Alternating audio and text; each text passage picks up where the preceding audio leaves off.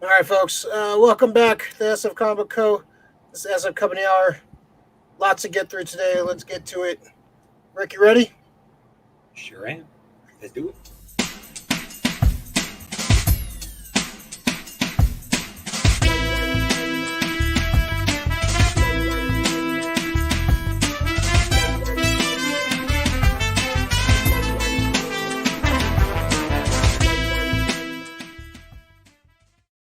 Sure I am. I If I, reckon if I I said am. if I said no, we were still starting anyway, right? Yeah. I was like, I'm not ready yet. Well, too late. We already started. It's like, can't go back. Can't pull in the train now. Welcome back, folks. I am Ray Gula. This is the SF Company Hour, our weekly show here at the SF Comic Co. We talk movies, comics, TV, cartoons, toys, video games, whatever the kind of geek talk we like to talk because we like to talk geek. It's the only language we know. With me, as always, the maximum effort, the gracinest, the rickiest of Rackminus. What's going on? Nothing much, man. Uh, Feeling good, and that's about it. There you go. All right, Feel- right on. Feeling great, man. Hopefully, I don't distract our audience with my guns showing to them. I'm going sleeveless today because it's fucking hot, and It is pretty hot. it's hot, man. It's hot out here. So summer's finally hit us. It's finally summertime. The stuff is almost back to normal. Like people, actually went outside and didn't bring a mask for once, and went to the store and walked back, and it just felt weird. Not used to it, man. Not used to the regular world anymore. How was your weekend, man? It was good, man. Had to work, but these days kind of blurred now. So I think Friday night had something to do with it. So the day was kind of blurry the next day. Pretty much to set the pace for the weekend, Friday night. Yeah. Yeah, best housewarming ever. All right, so we're gonna jump into a bunch of news today. We're gonna talk the new Suicide Squad trailer that dropped earlier today. We're gonna talk the Snake Eyes GI Joe Origins trailer. We're gonna talk some Rick and Morty. Talk about that season premiere that happened a couple nights ago. We'll do a little review of the Conjuring 3. I finally watched the Conjuring 3. Yeah, a bunch of little random knickknacks and paddywhacks. So start getting through this, man. We got a lot to get through in so little time. So Rick, let's start off with some figures, Hawk. We got Super 7 coming out with some It figures from the original movie from 1990, right? Or 91? Yeah, 91. 91. So we got two of the Tim Curry Pennywise figures. These look pretty cool. We got a bloody version and a regular teeth version. I think we're going to get some more of these. And you mentioned about having all teeth version and stuff. Yeah, I want that version where you kind of see his the razors, like when he first fucking takes Georgie. I like that. I like the battery acided versus battery acid fucking melting face Pennywise. But I want that. That's the one that scared me. That's the one that fucking just freaked the shit out of me. I think you're gonna. Yeah, the Super 7's good at milking their licenses, man. You're gonna get that one. You're gonna get every version of Pennywise you can think of. So you're gonna get fucking a few of those. Any other characters you want to see from that first movie in a reaction form?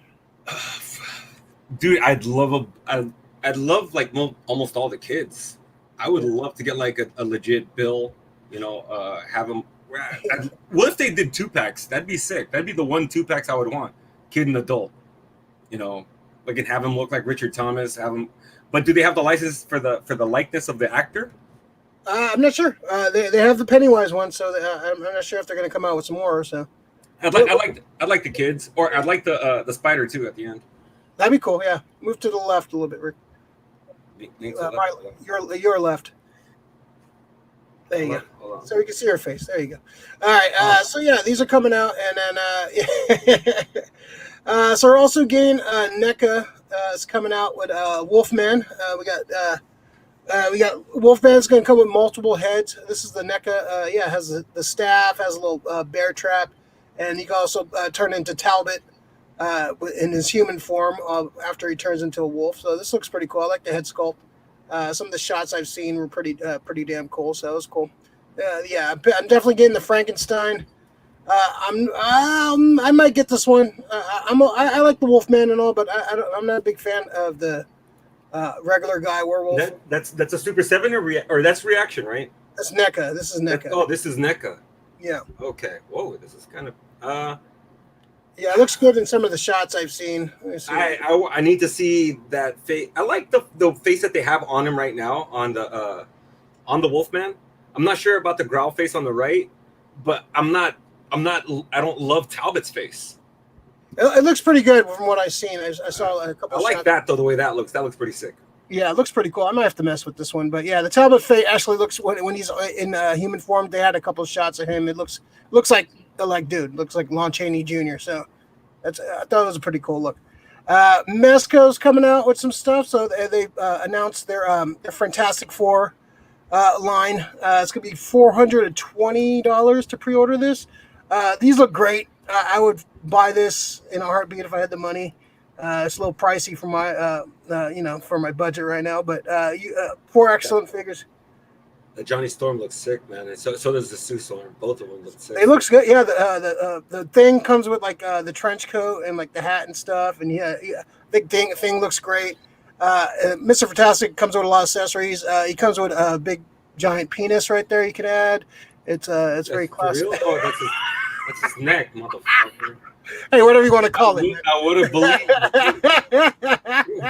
They don't call him They don't call him Mr. Fantastic for anything right there. Like these guys are going for it now. These look great, man. I think these look fucking cool. Comes with a lot of these cool accessories. Comes with Herbie. Comes with Ultimate Nullifier. Different head sculpt for Reed. But yeah, the Sue looks really good. The Johnny looks good. The Ben Grimm looks good. Yeah, this looks like an awesome set from Mezco.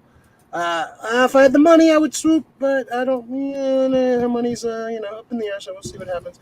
But yeah, it's like $420. But it's about how much you would pay for one figure. Is usually that's 4 figures you're getting, man. That's is it a discount off the set? Or you usually pay $80 to $100, and it looks like there's a lot of all these figures come with a lot of accessories because you have the flame effects for Johnny. They come with.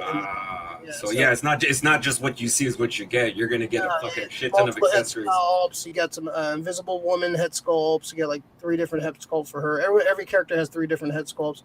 The thing looks great though. I like the thing. It comes with the sunglasses and the hat and the trench coat. Where his disguise. This is Raphael disguise. I thought that looked pretty cool. Yeah. What was that first figure that you showed again? The reaction. I want to see that one again. I was like looking up stuff because I wasn't. My computer shut down. It wasn't prepped. Yeah, the It, dude. There's no other pictures of it, right? That's it. I like the box. I mean, I'd probably get them just for the boxes. I like how they fucking change the boxes, man.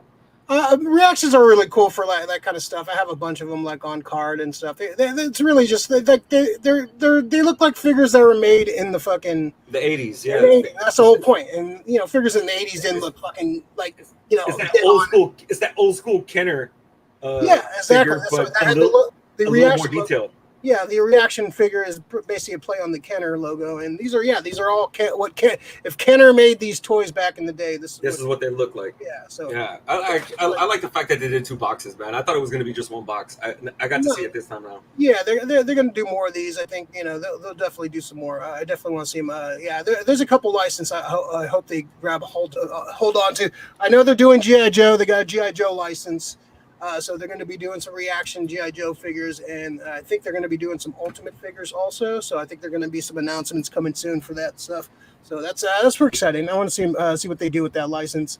I want to see. Hopefully, if they do the 7-inch figures, the Ultimates, I hope they're their cartoon designs. That's what I really want to see for the Ultimates. Yeah, that'd be cool. Some G.I. Joe cartoon versions, like their cartoon looks and stuff. I'd be totally down with that. Folks, if you're watching first time here, please like, subscribe, follow the channel, turn on the notification bell so you can know when we're on, and that helps the channel out and all that cool stuff. I did a unboxing for Major Blood. Speaking of G.I. Joe, I did an unboxing for a quick little unboxing video if you want to check that out. Definitely one of my favorites of the G.I. Joe classified line so far. Fucking badass. It's fucking probably my favorite. Him and Zartan were probably my favorite Cobra dudes, man. Wait till you see this figure up close, man. It's up there. Like him and the Baroness are probably my 2 favorites. Does the helmet pop off? Helmet pops off. So he has. Okay. I haven't actually posed without the helmet, and have him holding the helmet in his arm with his gun. He's got a big like Desert Eagle gun, so I'm digging that, man. I'm liking it a lot, man. It's definitely my favorite one. If I see another one, I'll snag one for you. I love Major Blood, man. He's my fucking Starscream, dude. You always look cool for sure, man. Yeah. Let's see, Gabriella. What's up, Gabriella? Laughing already. We got him laughing already, Rick. You call that a giant penis? It's just a weird fucking thing, right? It just stands out. It's his neck, guys. I can see. Yeah. At first glance, I was like, "What the fuck, bro? That's superhero." It's the questions answered if somebody's asked. Brody's very happy about this. His question. Yeah. So now he just needs to see what happens when he takes fucking things pants down. Well, we saw that fucking Josh Trank's fucking Fantastic Four. Yeah, just rock all over. Pantsless thing. Yeah. Brilliant looking Fantastic Four. Yeah, it is, dude. What's up, Mike? How you doing? Yeah, they look cool, man. Yeah, I love Mezco's. This is a cool 4-pack. I'm tempted to buy it, but I can't afford it right now. It's too much shit going on. Maybe when it comes close, maybe I'll have to swoop on it when it comes close. Hopefully, it doesn't sell out. Gabriella, Ricky, when are you going to watch My Hero Academia already? It's you know what? It's tough getting through almost every show that you got sometimes, and then. Dude, I just started playing Assassin's Creed again. So and that's a great story. If anybody doesn't, if they would have done Ezio Auditore as the Assassin's Creed movie, it would have been fucking awesome, dude. I like Fassbender, but they fucked it up. But Assassin's Creed got me right now. It's just a good story to be immersed in. Game with actual substance by Ubisoft. But yeah, I'm gonna get to all. Dude, I gotta finish Attack on Titan. Have you seen Attack on Titan, Ray? I've seen the first season, I think. Yeah, I've seen like the first 3 episodes. That's one that I want to finish. It looks fucking dope. But there's a lot of anime that people are trying to fuck. I love. There's so much to watch, so little time, Ray. All right, so one of the maybe Gabrielle, you can explain this to me. This is the most hilarious figure I've ever seen. So one of the characters. Let me see if I can pull it up. Dude, is this the Avatar one? No. Okay. No, they're actually selling this. This is going to be like a $20 figure, which is fucking hilarious. So this character right here, I don't know who the character is. Turo is an invisible character. Like and basically the figure just comes with the hand and feet. So wait, those are two fucking poles right there. That's the figure. That's the $20 figure. It's that. I thought that was a joke. I thought it was a fucking joke, but apparently this is. You know, I would chop off the fucking feet of my fucking Joes or my fucking like old Kenners just to make. You got some balls to fucking sell that for fucking $20. Wouldn't it be like a small little like a 5-pack? I get that she's invisible. I understand that, but making clear plastic is okay, but selling me a couple hands and some feet. Can you imagine that if they give you like a clear plastic kind of thing? We're gonna get to the last part of last season 2 months early. This is fucking like a 2 months character. I get that she's invisible, dude. If they made like a Hollow Man kind of a fucking like a figure, I would want like maybe like in between transition. I got the new Mezco Invisible Woman right here already. See, it's here. I got it already. It's here. I just thought that was fucking hilarious that they're. I got the Harry Potter with the fucking with the cape. That's fucking great, dude. That's better than NFTs. That's her quirk. She wears the gloves so people know she's there. Otherwise, she needs for her to completely invisible. I get that. Yeah, it's just the figure is hilarious. If they made Futurama toys and they fucking tried to sell me fucking Little Nibbler for fucking $30, with all the other figures being $30, I'd be like, fuck you. Wouldn't you, dude? For $30. Mike makes a good point. Even the Invisible Woman Ghost Obi-Wan Kenobi were translucent figures. Still funny. Yeah, make it translucent, just a clear plastic. They did that with I don't know. Just selling me The 20 nerve. McFarlane, man, fucking bastard. Oh, that's a McFarlane thing. It's McFarlane, yeah. Son of a bitch, dude. Got the kids. Yeah, it's McFarlane. Yeah, he's the fucking he's the capitalist. That's fucking hilarious. I just come on. McFarlane, that's fucked up. More power to him, though. Anybody that buys that figure, I got an invisible bridge to sell you too. At the same time, you're willing to buy that crap. Fucking pretty funny. All right, let's move on. Let's see. Let's talk about this Mike Myers thing, man. Thought this was pretty interesting. So Mike Myers will play no less than 7 characters in an upcoming Netflix series called The Pentaverate. Back in 2019, it was reported that Mike Myers had set up a project at Netflix, personally spearheading the project, in addition to starring in the series. A major update on The Pentaverate has revealed 6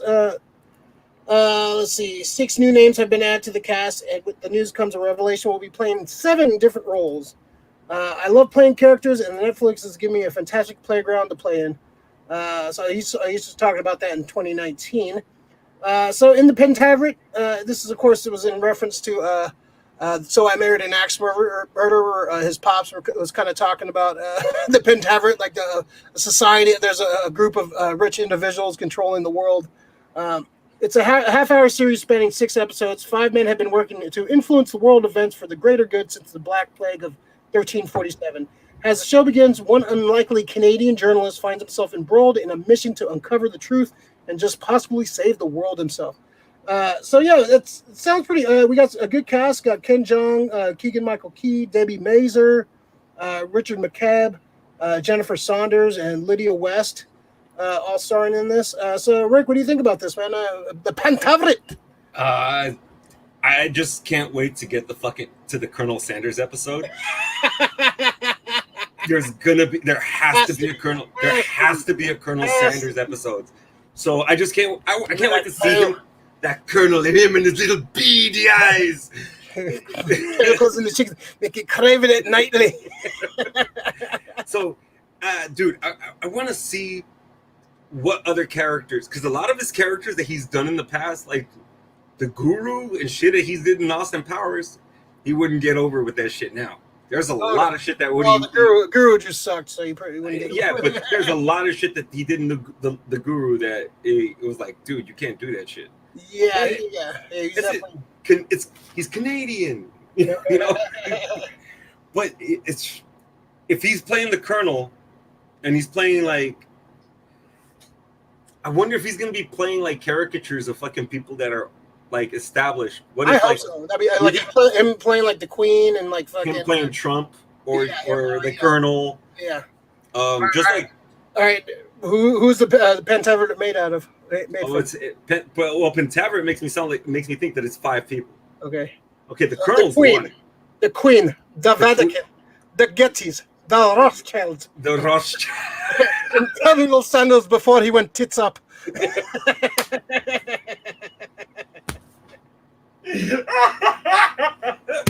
Oh man, I could just see fucking Mike Myers in the fucking old man makeup fucking doing that shit, dude. If you guys haven't seen So I Married an Axe Murderer, I think it's on Netflix. Go fucking watch it. It's hilarious. Oh yeah, it's one of the best San Francisco movie. It's in my top 10. They show a lot of the city in that movie, which is different parts too. Like I like this part of the city they show. But I'm definitely in, dude. You know what? Honestly, tell you the truth, I miss Mike Myers. Yeah. He does some small roles here and there. But yeah, he popped up, like a Quentin Tarantino movie or like some fucking like just odd places he would show up and play like. And he's pretty good at what he does. So yeah. I want to see Mike come back, man. Yeah, I wouldn't mind. He's been away for a while, especially when you see these comedians that have been away. Like, I can't wait to see Rick Moranis again. I can't wait to see. Yeah, for sure. Yeah. Yeah, I can't wait. I like Mike Myers. I wouldn't mind even seeing another Austin Powers or another Wayne's World from him. I would love to see Wayne's World now, man. Yeah. Fucking aging rocks. They were fucking aging rockers. Yeah, aging rock fans. Yeah, I think there's so much like material you can pull from. Like they're just old men trying to do the same shit they were doing. And they still listen to the same fucking music, dude. They're probably still They rolling haven't fucking the really grown up Mercmobile. too much, so just like kind of the same little fucking assholes. Sounds familiar. Sounds familiar. So this is this yeah. So this looks like it's happening sooner than later. Yeah. So I'm down with this. There's no release date for this because this is something that's definitely going to be on my watch list. This has been in planning stages for a while. So since 2019 at least. So they've got cast. Oh, I guess the pandemic slowed them down from actually like filming. So, okay.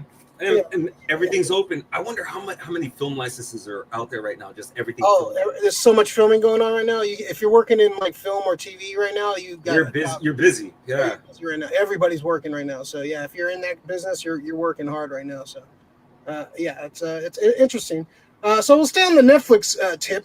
We got Spielberg and Netflix ink a deal to release a new Emblem films on the platform. Of course. Spielberg a few years ago was kind of talking shit about movies being released on Netflix. They should be qualified for awards, but it looks like he switched that up. Looks like this is not the first collaboration with Netflix. I guess the trial of the Chicago 7 was Amblin Entertainment. So let's see. Yeah, so sources indicate the deal will coexist alongside the one that Spielberg and Amblin have at Universal Pictures. This means neither will have the first crack at Amblin project, especially Spielberg will make films for both studios. Both companies have been collaborating for quite some time, and so it seems like today's news will make it more official. So basically, like Universal and Netflix already had kind of a deal going on, so this is just more like moving money around. So what do you think about this, Rick? We got Spielberg going to Netflix for a bunch of shit, and they're going to throw money at it. So what do you think about this? This is huge. This is huge. This is the big fish in the biggest fish in the fucking pond, man. Like Spielberg to me is definitely up there. I don't want to fucking give away where he is yet, but Spielberg is fucking amazing, dude. Spielberg creates worlds. The one thing I love about Spielberg is when he fucking tells a story, he knows exactly what to show you and how to show it to you. Kind of like, those old school serials like the Indiana Jones shit. And him going to Netflix, do you guys imagine the right now Netflix is probably the best streamer, I would say, because they have probably the most content and a lot of good original content. And now they got fucking Steven Spielberg. He's going to be executive producing for them. He's going to be doing other stuff for them. I think this is big, man. This is fucking huge. I just hope he fixes the problem with a lot of the Netflix stuff, which I have a problem with. It just looks kind of cheap. They look like straight to video, straight to DVD. Yeah. A lot of them have that feel. I want, if you're gonna throw these movies, I want them to feel like movies. Like this should have been on the big screen, but I'm watching it on a small screen. Stranger Things surprisingly has great fucking special effects. Yeah. Production value and just Stranger Things the cameras they use. I don't know. Some of the movies they shoot, like even like the Old Guard, it just looked like a TV, like a DVD movie. It didn't look like a fucking a big screen adaptation. True. Something about the cameras they use. I don't know. There's something about it that don't feel. Okay, so just to be fair, I know it's a piece of shit, and I shouldn't. But I'm going to bring this up because it's what we're talking about. What they look like. The Irishman looked great. The Irishman looked like a fucking movie. I think it comes down to what. It comes down to the director and how much clout they have to fucking say. You know what? This is what we're doing. I don't think the guy who did Old Guard.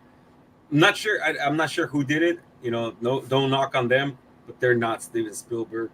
They're not. Who's the other? They're not David Fincher. Fincher Mindhunters is amazing. I don't know if you've seen it yet, but the production value on that shit, the way it looks fucking clean. If they did it as a movie, it would work. The way that's on Amazon though, right? What? Mindhunter? Yeah. No, that's Netflix. You sure? Yeah. Okay. Yeah, and then like the Babysitter, I know it's McHugh, but it's a great slasher, and I mean that's something that I could have seen in the theater. I get what you're saying with some shit though. I think what happened is like movies, even though I like it, Ninja Assassin with the fake blood, how it just did all of that shit extra. it's just extra fucking like CG that you don't need to do. I think it's probably cheaper to do like actual, you know, practical effects. But I think that's what happens with Netflix. Their effects, their CG comes off looking kind of fucking grimy. Like it looks cheap. Some of dare me to say WB-ish. You know, it sucks that I have to. I hate WB too, but not to go off on a tangent.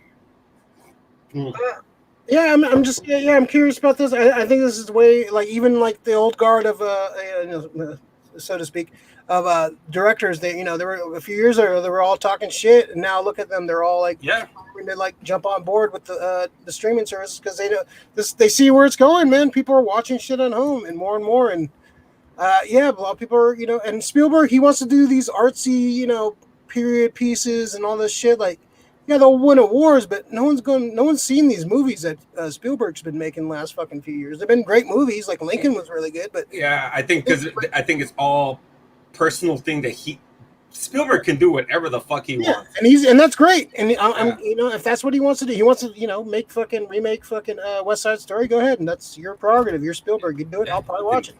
If it's Spielberg, most likely I'll watch it, man. And so you're going to be doing and hey, you want the widest range for your movies? Throw that shit on Netflix, man. Like people like, well, like, oh, do I want to go see a 2.5 hour period drama at the movie theater? No, not really. But on Netflix, new Spielberg movie about World War I is on. Oh, fuck, I gotta watch it. That time, yeah. It seems. I don't think it's gonna be. I think it's gonna be more appealing to audiences. I think they're gonna be I think more down to sit through those kind of movies at home on Netflix. You know, so I think it's. Question for this though. So I know it's Amblin that's signing. Does this mean they get the exclusive rights or the rights to show the Amblin entertainment library?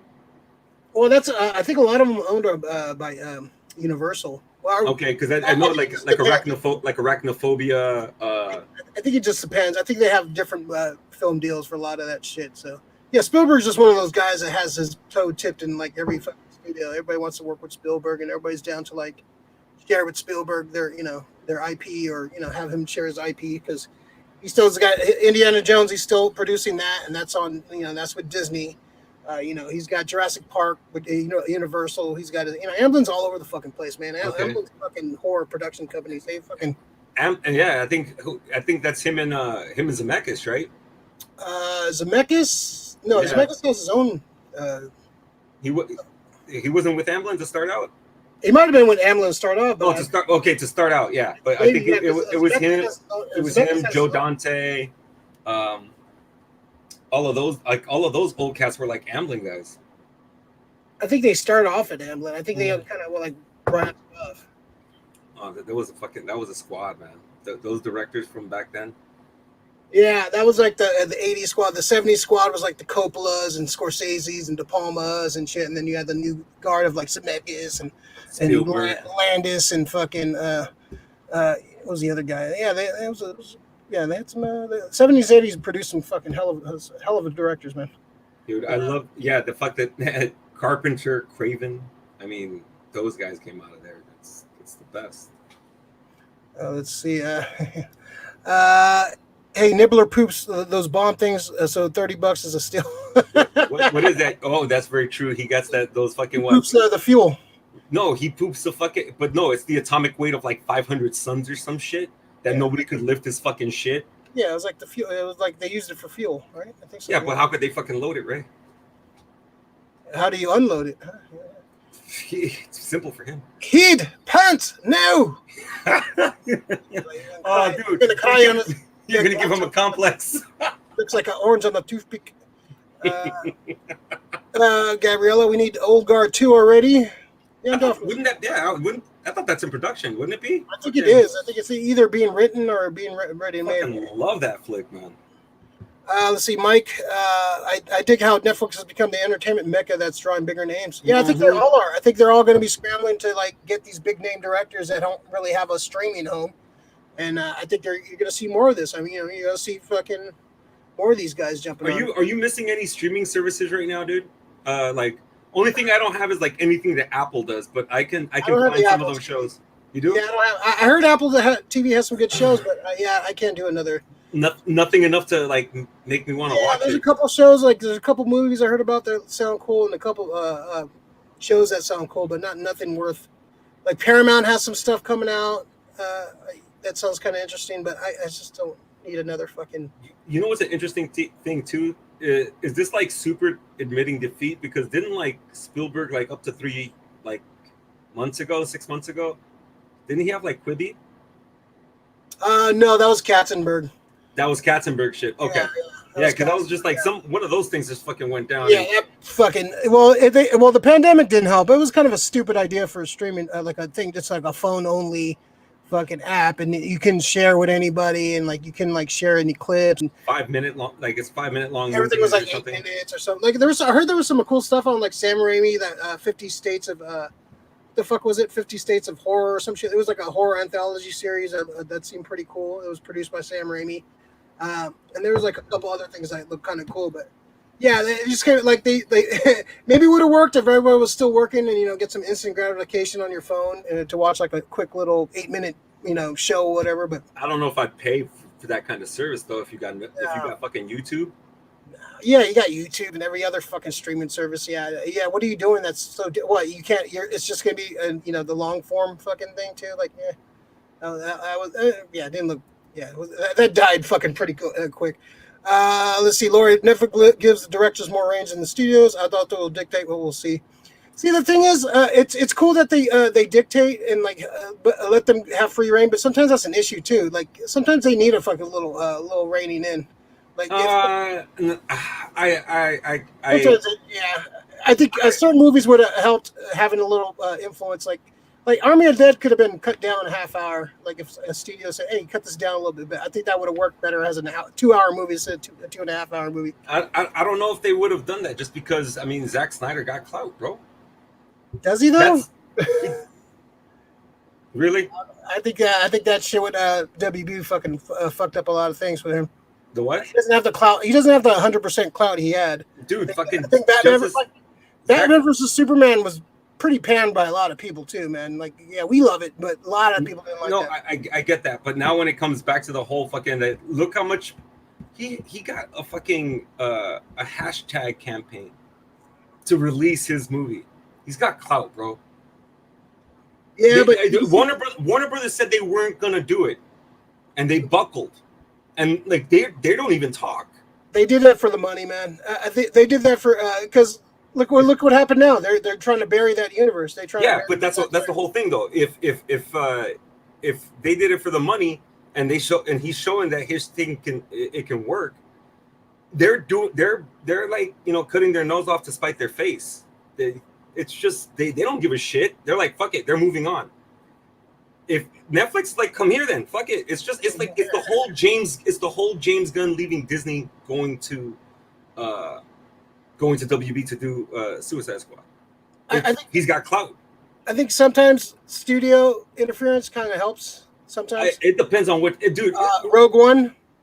That helps. Okay, I was gonna go back. Warner Brothers is not that studio though. Yeah.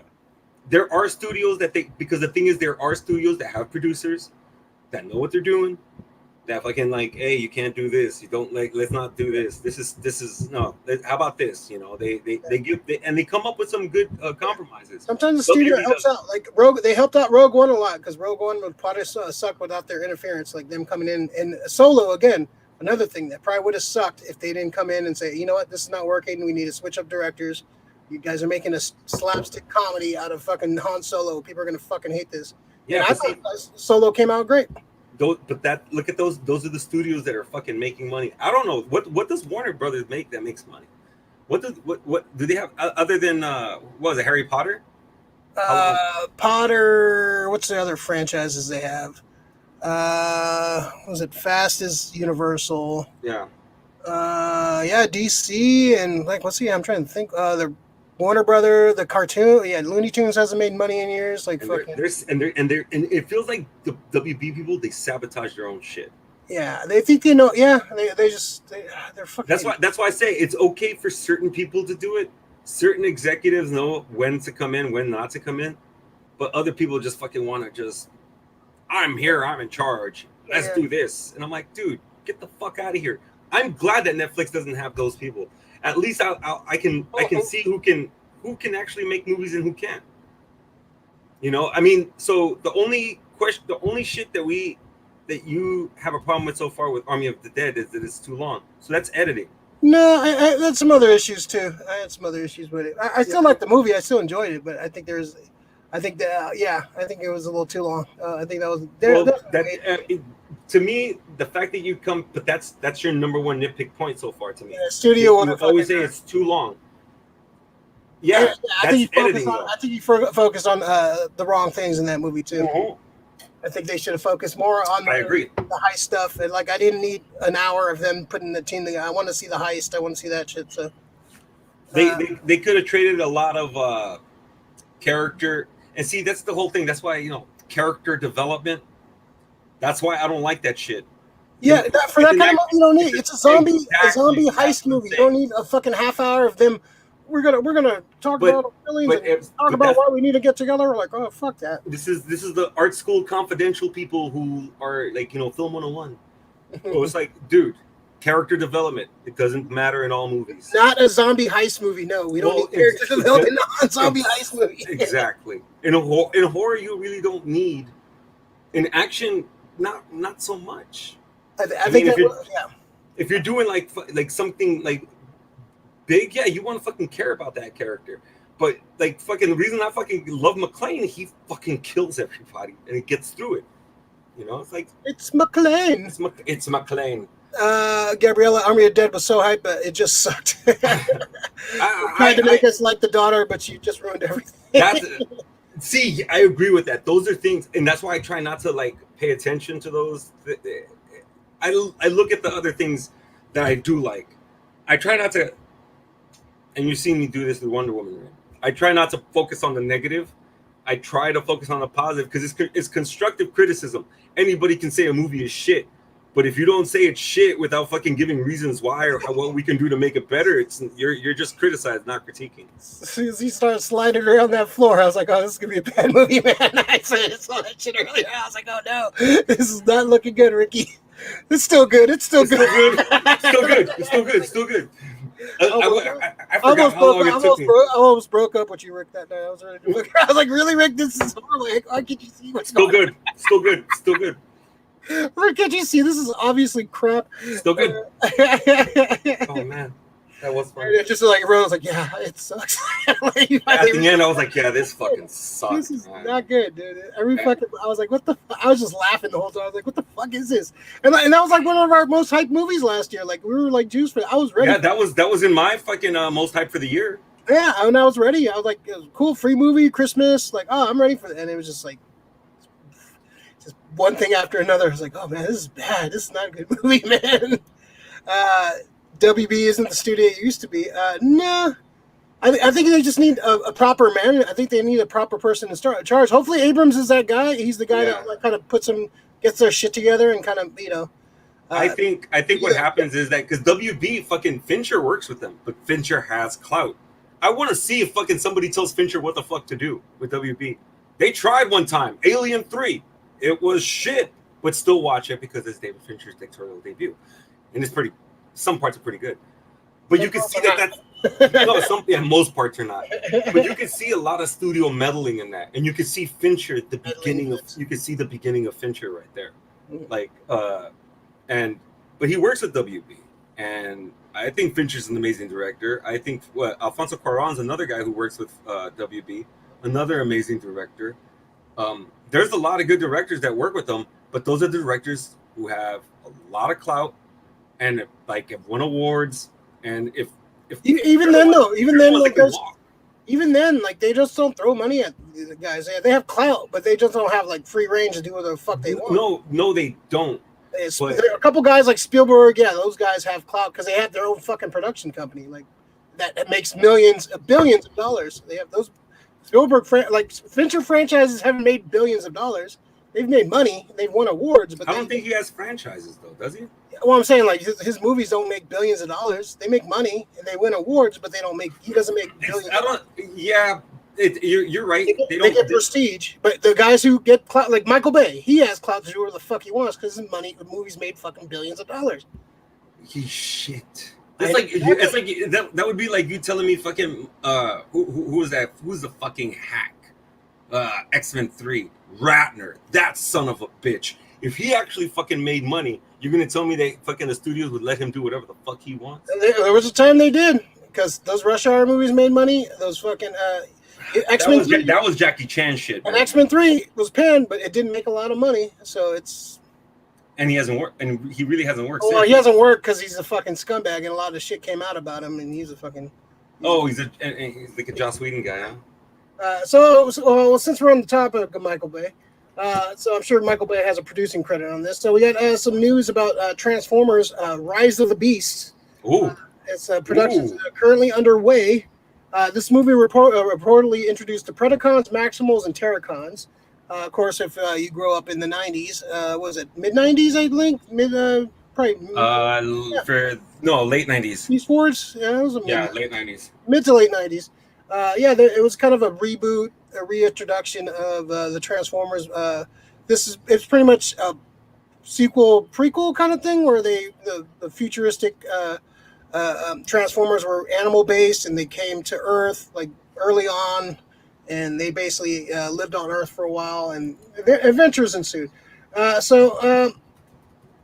All right, let's see. One of the most important things we're trying to do is giving the audience a lot of news, said producer Lorenzo Bonaventura. Di Bonaventura. Bonaventura, yeah, who has a hand in a lot of shit. Let's see. So it looks like they're trying to switch it up a little bit. So let's see.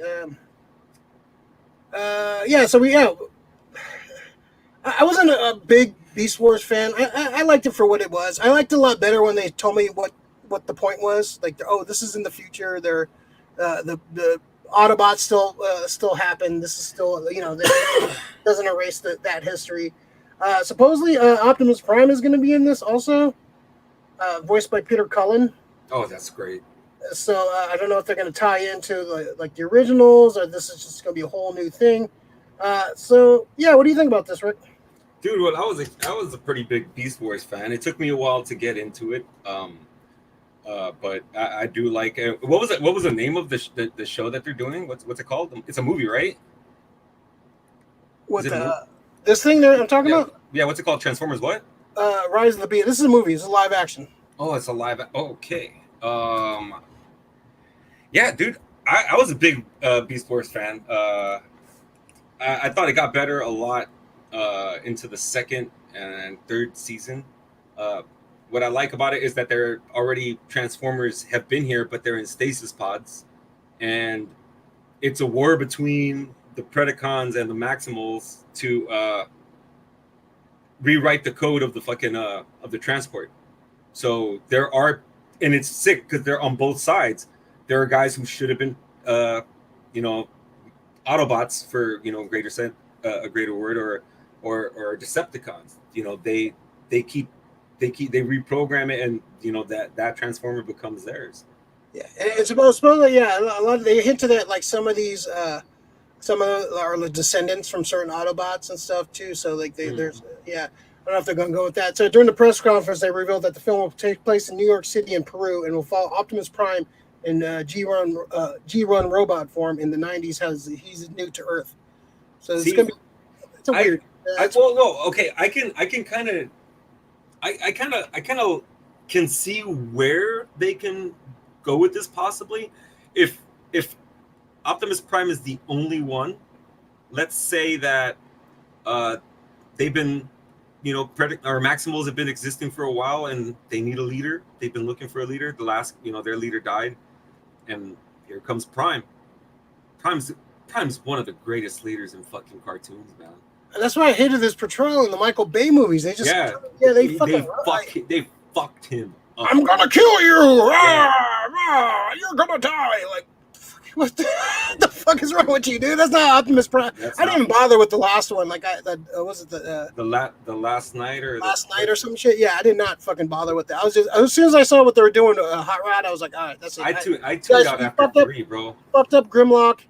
I was like, oh, cool, the Dinobot, and they fucking totally fucked up the Dinobots. Then you fuck up Hot Rod. I was like, I'm done with them. Bumblebee was great. I love Bumblebee. I thought Bumblebee was great. The Bumblebee movie or the Bumblebee Transformer in those movies? No, Bumblebee movie. Oh, the Bumblebee movie. Yeah. Bumblebee movie's great. Yeah. Yeah. This so this is directed by Creed 2 director Stephen Cable Jr. Screenplay by Joby Harold, who wrote Army of the Dead. Let's see. Anthony Ramos is going to star. Who? I guess he's in the Anthony hype. Edward James Edward Olmos.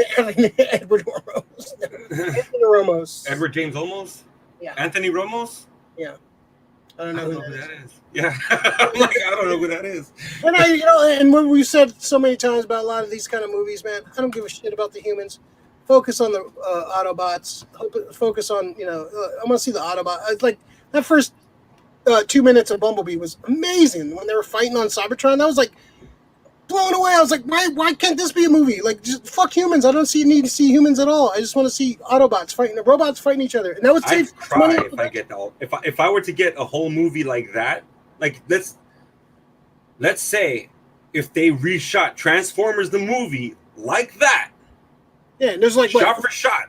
3 humans in that fucking movie. There's 3 humans in that movie. It'd be fucking amazing. All right, let's do it, Rick. Let's start the hashtag. Hashtag 3 humans. We might get another. Might get something else on that one. Yeah. It's okay if it's in a 3-way. So yeah, I'm curious about this. I actually like Creed 2. I thought that was actually a good movie. So I'm curious about the designs and how they're going to run with the story. Is it going to connect to some of the other stuff? Is this going to connect to Bumblebee? Because Bumblebee was kind of like a soft like reboot kind of. Like you can like kind of tie it into the original Babe films, or it can kind of be in its own thing. So you kind of I don't know. So they kind of left it open. But the problem with that one, it didn't make a lot of money. Again, money. As much as the Michael Bay movies made. So, of course, critics loved it, fans loved it, but they didn't make money like the mindless fucking shitty Michael Bay Transformers. Oh, shitty Michael Bay. First one's all right. I kind of like the first one. It's okay. If they would have just called him, instead of Sam Witwicky, just call him Spike. Yeah. Or you see like his nickname, they call him Spike. They could have called him Sam, but, just call him Spike. But Shelly, what's up, Jimmy? Transformers movie without humans? Yes, please. Yeah. Exactly. You could save so much money. It could count as a CG movie, whatever. But yeah, make a lot. Just the Transformers movie set in Cybertron in the past or in the future, something like that. I'm totally down. Like a space opera with Transformers. That's basically what Transformers the movie from the '80s was. It was like a space opera. You want a space opera? You give me Robotech like that. Yeah. That'd be all. I give you giant mechs. That's something that you want to have humans. Has giant humans with giant mechs. Transformers, the fucking robots are sentient life beings. Can we just concentrate on those guys? You know? They have personalities. They have interaction. They have drama. They have love. They have hate. They have they have also. Oh, there's hate too, man. Yeah, that's like the shit with Megatron and Starscream. They they mishandled that, and that would have been great to see on screen properly done. It was just like I don't know. They give no justice to the Transformers in that movie, man. It just made them a joke. That was the biggest problem with those Michael Bay movies. They just turned them into jokes, man. They had so much heart in the cartoon, man. Even though it's like the original cartoon, man, they just had a lot of heart and shit too, and they just took that away. Oh, that's what happens when you just try to make money. Let me show you the flashiest shit that I can. Let's put flames on Optimus, yay! Did they really need to do that? What was the point of that? Like, he looked more like Ultra Magnus. I agree. Less people makes for more story for robot actions that we want to see. Even like just robots in a room talking, war strategy or talking, talking life lessons and talking, It's robots in disguise, not Transformers. Humans are in here too. What the fuck? All right. Speaking of '80s properties, let's go jump to this Snake Eyes trailer too. We got a little small trailer with like a month ago, I think. Was it like a month or a half ago? They're kind of retelling the origin of Snake Eyes. If you grew up in the '80s, from the cartoon, even the comics, you kind of knew Snake Eyes never talked. That was kind of the point of Snake Eyes. Never saw him talk. He didn't. In some of the cases, he had like a scar face, so he never took off the helmet. And in the G.I. Joe Rise of Cobra, they kind of said a little bit of his origin. People were freaking out. Oh, he's Asian. Like he's like half Asian, English, but dude, I don't care about his race. I don't give a shit about Snake Eyes' race. The fact that I see him talk and I see his face, that's an issue I have with Snake Eyes. And I hear, it's an origin movie. It's not, he's gonna. If they hired this guy to be Snake Eyes, they're not going to cover his face and he's not going to lose his voice. They want to bring him back for his fucking sequel and all that. So this movie looks kind of generic. It looks like just like every other like kind of like kung fu ninja movie that's come out in the past like 20 years. Some of the fight scenes look cool. Like some of the fights look all right. Like I don't hate the Baroness as much as I did when I first initially saw her. I thought it was okay. Scarlet looks okay. Like some of the action looks okay, but I just can't go over what they're trying to do with Snake Eyes and trying to kind of reinvent the wheel with Snake Eyes. Like you don't need this. Like you don't need this version of Snake Eyes. I don't know. Rick, what do you think of this, man? Well, I didn't watch this trailer. Like I said, after I saw the first one, I really have no interest. You know what it reminds me of? And I wasn't watching that shit either. Was Street Fighter Chun-Li origin stories. That's what it is. Yeah, it just looks like a better budget than that. No, but that's what it is. I mean, it's people who don't understand the property.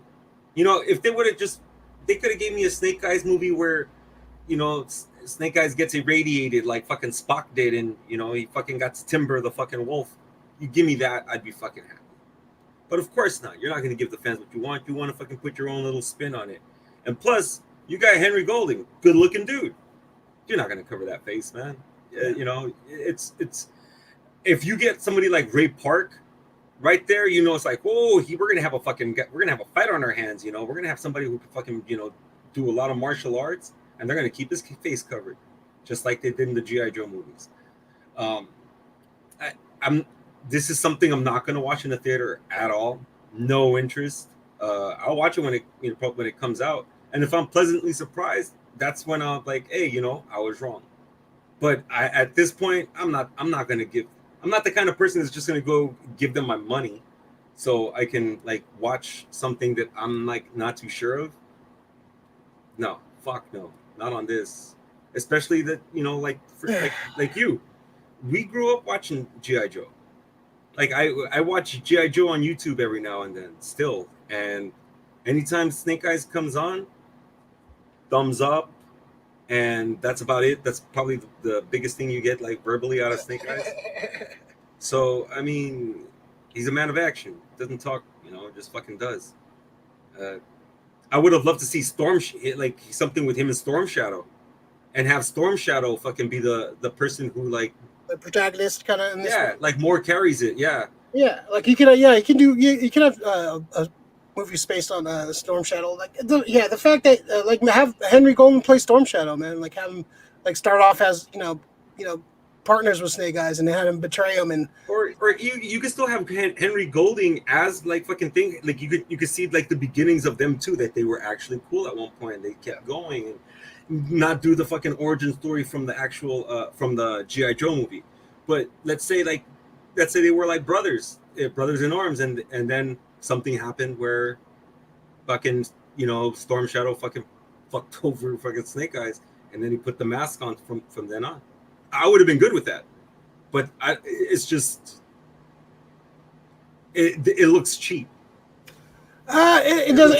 It looks cheap. It looks cheap to me. It looks Chun-Li Street Fighter. I don't know about cheap, man. It looks like they're putting some money behind this. Like the action looks pretty good. Like it looks like they're definitely pouring some money into this. But it's just I don't like what they're doing with the character of Snake Eyes, man. I don't need a fucking Snake Eyes fucking origin movie. Like I don't need him talking. I don't need him. I don't need to see his face. Jim Pacelli, one of the best things about Snake Eyes is that he didn't talk. He was a weapon. Very true. Yeah, and sounds like the marketing honing on the popular great mask reveal. This is just they look right into it like a fucking media guy. Like, who's the most popular character? Oh, Snake Eyes. All right, well, let's do a movie on him. Well, you can't really do a movie on him. He doesn't talk and you don't show his face. That doesn't matter. If fans don't really care about that kind of stuff. It's like part of the G.I. Joe group I'm a part of fucking really give us, like, every day there's people bitching about this shit, like, every fucking day. And a lot of it is, like, some fucking racist motherfuckers just, he's Asian, he can't be Asian. I don't give a fuck about that. That doesn't matter. As like the fact you're showing his face and you're having him talk, that totally defeats who the character is. Just don't fuck the story, dude. That's my whole thing. Don't fuck the myth of the character. When you fuck the myth of any kind of character, that's when you get a fan base like, and I'm supposed to shell out money for this. Like, I'll wait. Well, one of the best comics written was the G.I. Joe comic that had no dialogue. Yeah, it was one of the most famous issues with Snake Eyes swinging on the cover. I have that issue. Yeah, that's a great. Yeah, it's a classic issue, man. Yeah, and that was a Snake Eyes. And they kind of did that homage to that in the second G.I. Joe movie. Probably like the only decent parts in that fucking movie. The little silent part when they're kind of breaking into like the dojo thing. That was actually kind of a cool scene. I don't know. This comes out July 23rd. I might go. Is it streaming or is it only in theaters? I think it's only in theaters. I might go see this for a matinee. It's like pay $6 to see this. I won't pay full price to see this. I might get, go get high and go watch this in the screen just to watch a movie because I'm desperate for fucking movies right now. But we'll see. I love the G.I. Joe game on NES where Snake Eyes was initially first pick character. Yeah, I have that one. I have that one on NES. That's a good game. Yeah, that's cool. Yeah.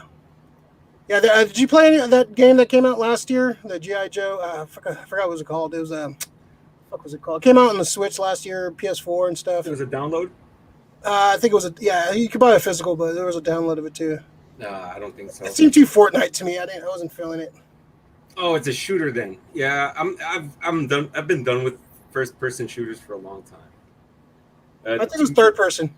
Oh. I've been done with shooters for a long time. Too much of a toxic community, man. Yeah, that's why I just like playing either people I know or fucking by myself. I don't want to play with some little shitty fucking little Timmy from fucking Arkansas that just discovered the N-word. Yeah, screw that. All right, let's see. All right, let's jump to. All right, let's talk about this. Let's talk about a good trailer, Rick. How about that? Let's talk about Suicide Squad. First, before we carry on, please like and subscribe. Whoa. Like and subscribe to the video. Follow, all that good stuff. We got an unboxing video that I made the other day for Major Blood, the G.I. Joe Classified. Speaking of G.I. Joe. Very cool figure. Check out a quick unboxing for that. We got our Loki post show tomorrow. I believe we're going on at noon tomorrow, 12 tomorrow. So come check us out. We'll be doing a post show for that. We got some more stuff on the pipeline. Going to work on the audio version of the podcast so we can post on audio platforms. So look out for that very soon. Got to try to push the channel as much as we can. So look out for some more cool shit. All right. Let's. Before we talk about Suicide Squad, let's just talk about this real quick. So we had some behind-the-scenes stuff from the new Flash movie, Andy Muschietti's Flash movie. So we get to look at Bruce Wayne, Mr. Michael Keaton, looking very Bruce Wayne-ish. I think he looks great, man. You can't tell that motherfucker's pushing 70, I think. Yeah. Yeah, he looks badass, man. I think he can play Batman for a few more years, man. That was a pretty cool shot. There's a couple other shots of like Barry and Iris. There's one shot of you can see Barry wearing what looks like to be the Flash ring that holds his costume. So that's cool. I'm glad they're putting that kind of like little stuff, Flash mythos, in the story. So that's going to be cool. And we also had a reveal of Supergirl. This is the Supergirl that's going to be in. This is going to be in the Flash movie. They haven't said if this is Kara or another Supergirl. They did kind of hint at a possible Supergirl in Man of Steel when one of the pods were opened and empty. So that a lot of theory came up that was going to be Supergirl at some point. And the costume looks very Man of Steel-ish kind of.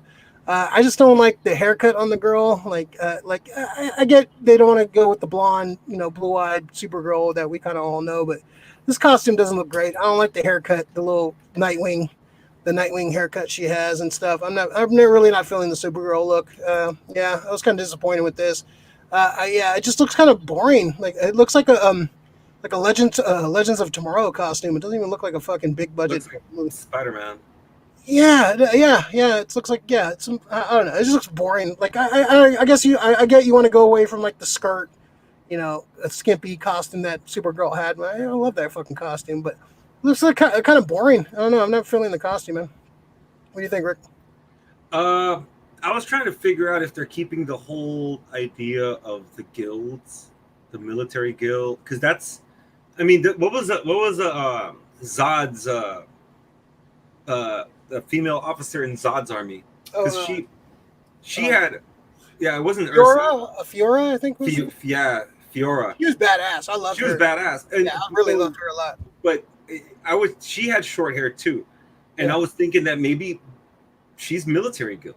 So maybe I know that Zorael, her mom is military guild, and her dad's science guild. Yeah. So yeah. So I'm wondering, is there any relation to that?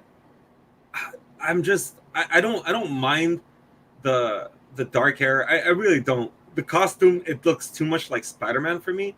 No cape, huh?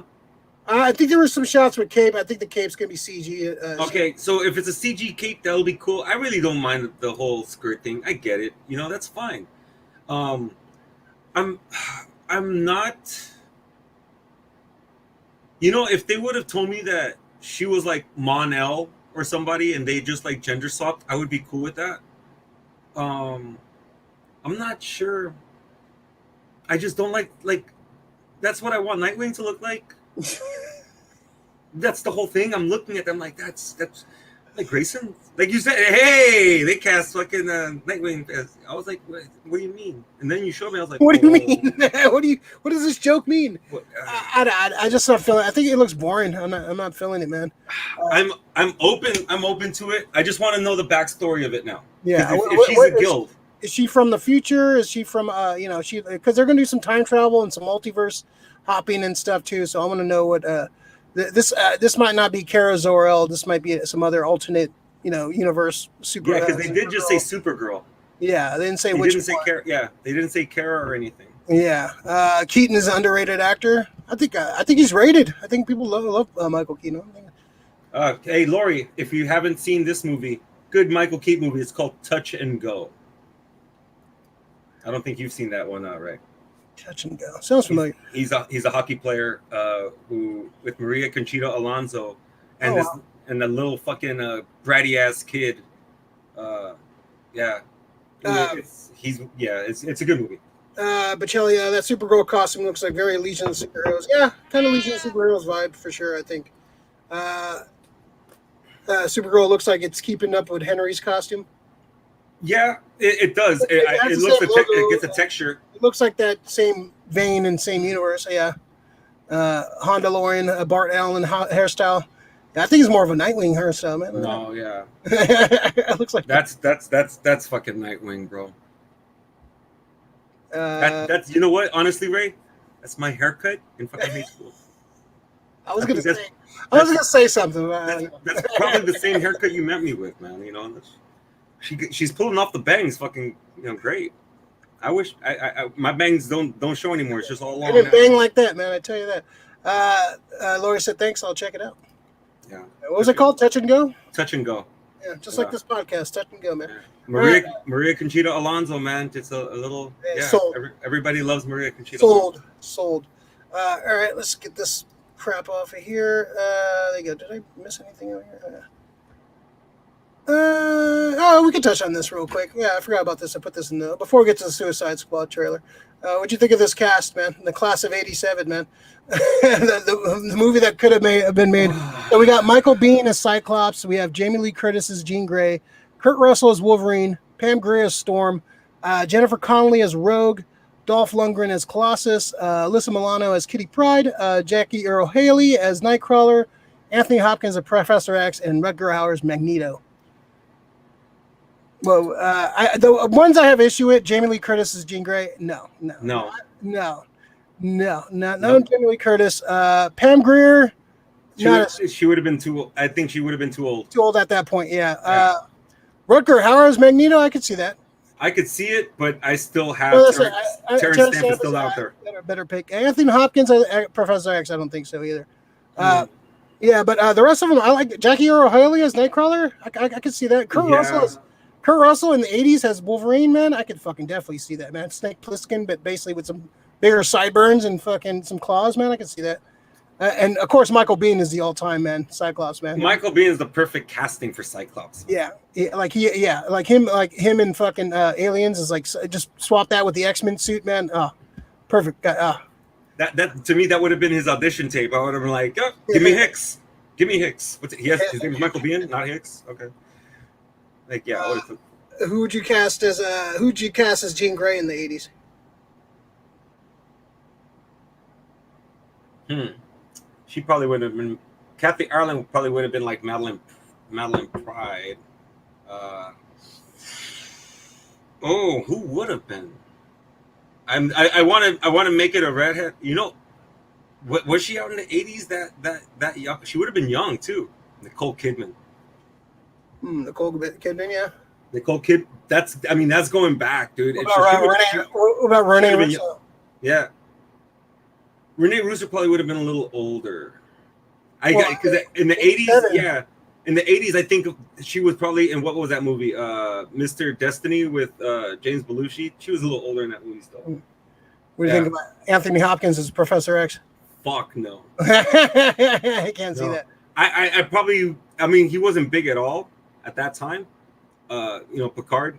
I think Picard would have still worked back then. He still would have, yeah. Patrick Stewart still would have worked. Yeah, but he didn't have a name.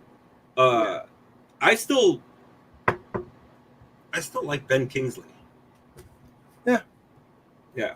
I think Ben Kingsley's a great actor. So I probably would see Ben Kingsley versus fucking Terrence Stamp. That would have been great. Phoebe Cates is Jean Grey from Laurie. Phoebe Cates would have been fucking Rogue for me. Yeah, I'd been a good Rogue or Betsy Braddock. She'd been a good Betsy Braddock. Yeah. But yeah, that's a good one though. I like Jackie Earle Haley as a Nightcrawler though. That was a fucking dark horse pick, dude. Yeah. The perfect picks right there. Like you look at the top two.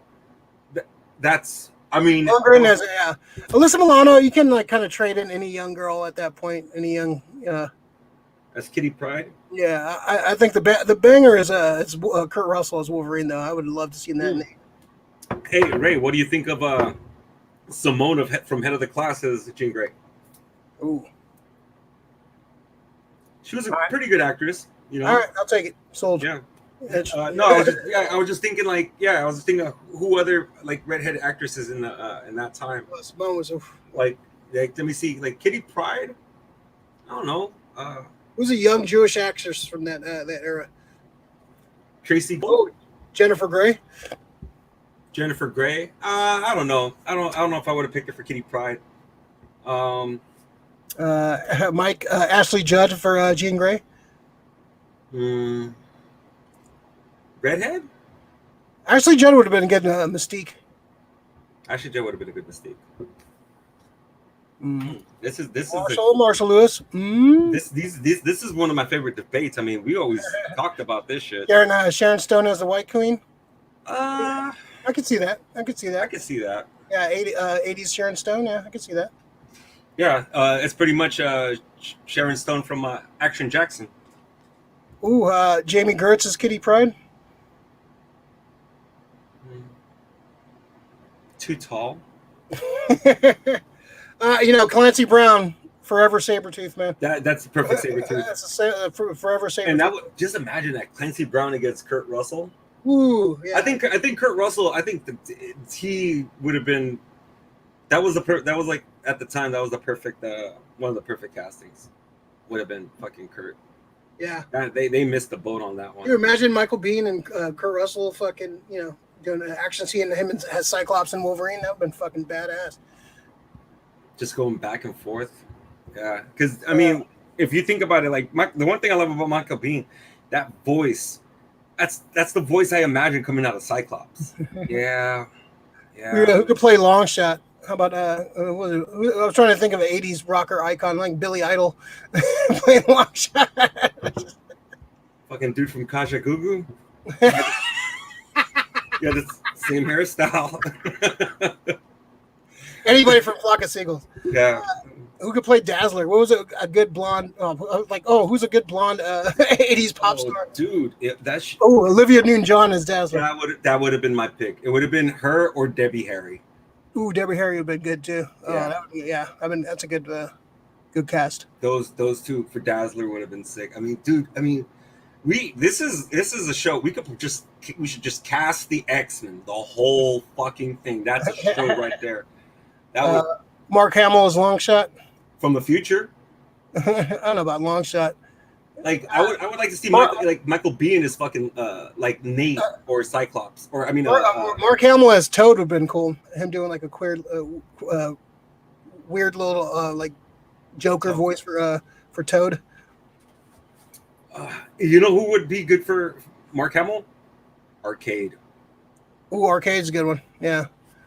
Him or Eric Stoltz. Eric Stoltz would have been my Mojo. No, you have Brando from Mojo from the 80s. No, you know who would be my Mojo? It'd be Jack Black.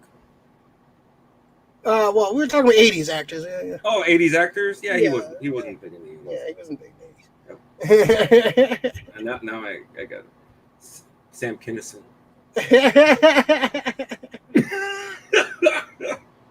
Rodney Dangerfield is fucking Mojo. That would have been good too. Yeah, it's a fun like what if, man, for sure. Like I've seen the Bon Jovi as Longshot. Actually, I could see that. Yeah, I can see that. That's not bad. All right, that's always a fun conversation, man. Yeah, it'd be cool like to cast certain eras of movies. So, yeah, we should do that for like Spider-Man. Cast Spider-Man in the 70s, or cast Batman in the 60s, or like cast the Justice League in the 60s or some shit. That'd be fun. Yeah, it's a fun little thing. All right, let's jump to this Suicide Squad trailer. So this they had a couple of trailers. Like there was a Red Band trailer, and I guess the trailer got leaked earlier today, and they released another full trailer. So we got the full trailer. Whoa. Whoops. Settle down, Hoss. Oh, there you go. All right, so we got another trailer. I didn't want to watch another trailer because I'm already in. I'm sold on this movie. I don't want to, kind of, because more trailers you watch. I'm not watching anymore. Like, this is the last one I'm watching. If they release another one, I'm not watching that one. But this is a fun trailer, man. Some good back and forth. The characters look great, man. I'm pretty much digging everybody in this movie. I love the interactions. I love the look of it. The fact that you're bringing in Starro in such a big role looks great. I think Idris Elba is going to be great in this. I like how he went to jail. He went to jail for shooting Superman with a kryptonite bullet. That's fucking cool. That's a cool little. But I think the breakout character, man. I think it's gonna be fucking Cena, man. Cena. I think there's a reason he's getting a spinoff, man. He looks fucking great in this movie, man. This looks funny. It looks like fun. This looks like the comedy's gonna be great. You got Stallone as fucking King Shark. The action's gonna be fun. Like, this is definitely on the big screen. Gotta watch this on the big screen. So Rick, what'd you think of this trailer, man? Oh, I fucking loved it, man. Everything about it. The only thing that kind of trips me out, it feels like Deadshot is still in this movie. Like, yeah. It's the same fucking story, other than him, shooting. It's the daughter thing, the motivation. Just make him Deadshot. Will Sorry, Smith. Will Smith. Yeah, he was actually okay as Deadshot in the Suicide Squad, the first one. It was okay, whatever. But I can easily. He's Will Smith in everything. I'd rather have Idris Elba play Deadshot. Deadshot. I think they just kept with Deadshot. Dude, if anybody who tries to tell me that fucking Will Smith is a better actor than Idris Elba, be ready for like the barrage of like the fucking facts that I'm gonna throw at you, because I mean, Will Smith plays Will Smith in every fucking movie. He's a name. He's just a name, dude. I mean, people get excited over Vin Diesel. He's a name. He's not the fucking greatest thespian that's ever lived, guys. But, I thought he was married. Yeah, it's just I wish Idris Elba probably would have taken over Deadshot. Yeah, it just seemed like that's what it should have been. Well, he was originally going to take over Deadshot, but then Will Smith was like, "Oh, I still want to play that character at some point." When are you going to play this fucking character? You're not coming back, bro. Like, just go do what you're doing. Leave this alone. That's he has clout though. And I guess Idris is like friends with him too, so he didn't want to step on your toes, so he was Oh, okay. fuck Like, that. Yeah, baby, sorry, you sucked. My yeah, bad. yeah. I'm coming in taking your fucking thing. But yeah, I fucking love everything about it. You know, James Gunn, dude, I fucking trust anything. Like, he's one of these new directors that he's this school's director, like the people right now. Yeah, he's just one of the better ones, dude. I fucking Like love him, Edgar Wright, and like Abrams. I think that's like the school, and I put Snyder in there too, man. Like that. yeah, there's quite a bit of them, dude. I mean, James Wan's he's a good director too, man. Yeah, we'll be talking about what he Yeah. was really missed in the next thing we're gonna talk. Yeah, about. but it's, dude, I'm fucking so fucking super juiced for this. Everybody seems like they want to work with James Gunn. Like, what? Stallone worked with him briefly in Guardians Volume 2, and he signed up quick. You know, like I think it's just great, dude. Yeah, It's good when I'm he digging cultivates home. He cultivates it, and it's in it because he looks like he has the fun atmosphere around him. It shows on screen. Yeah, this looks like a lot of fun, man. I'm totally this is probably gonna be this movie of the summer. I have a good feeling about it. If not the year, this should be like, and we'll see what happens when Ghostbusters finally comes out.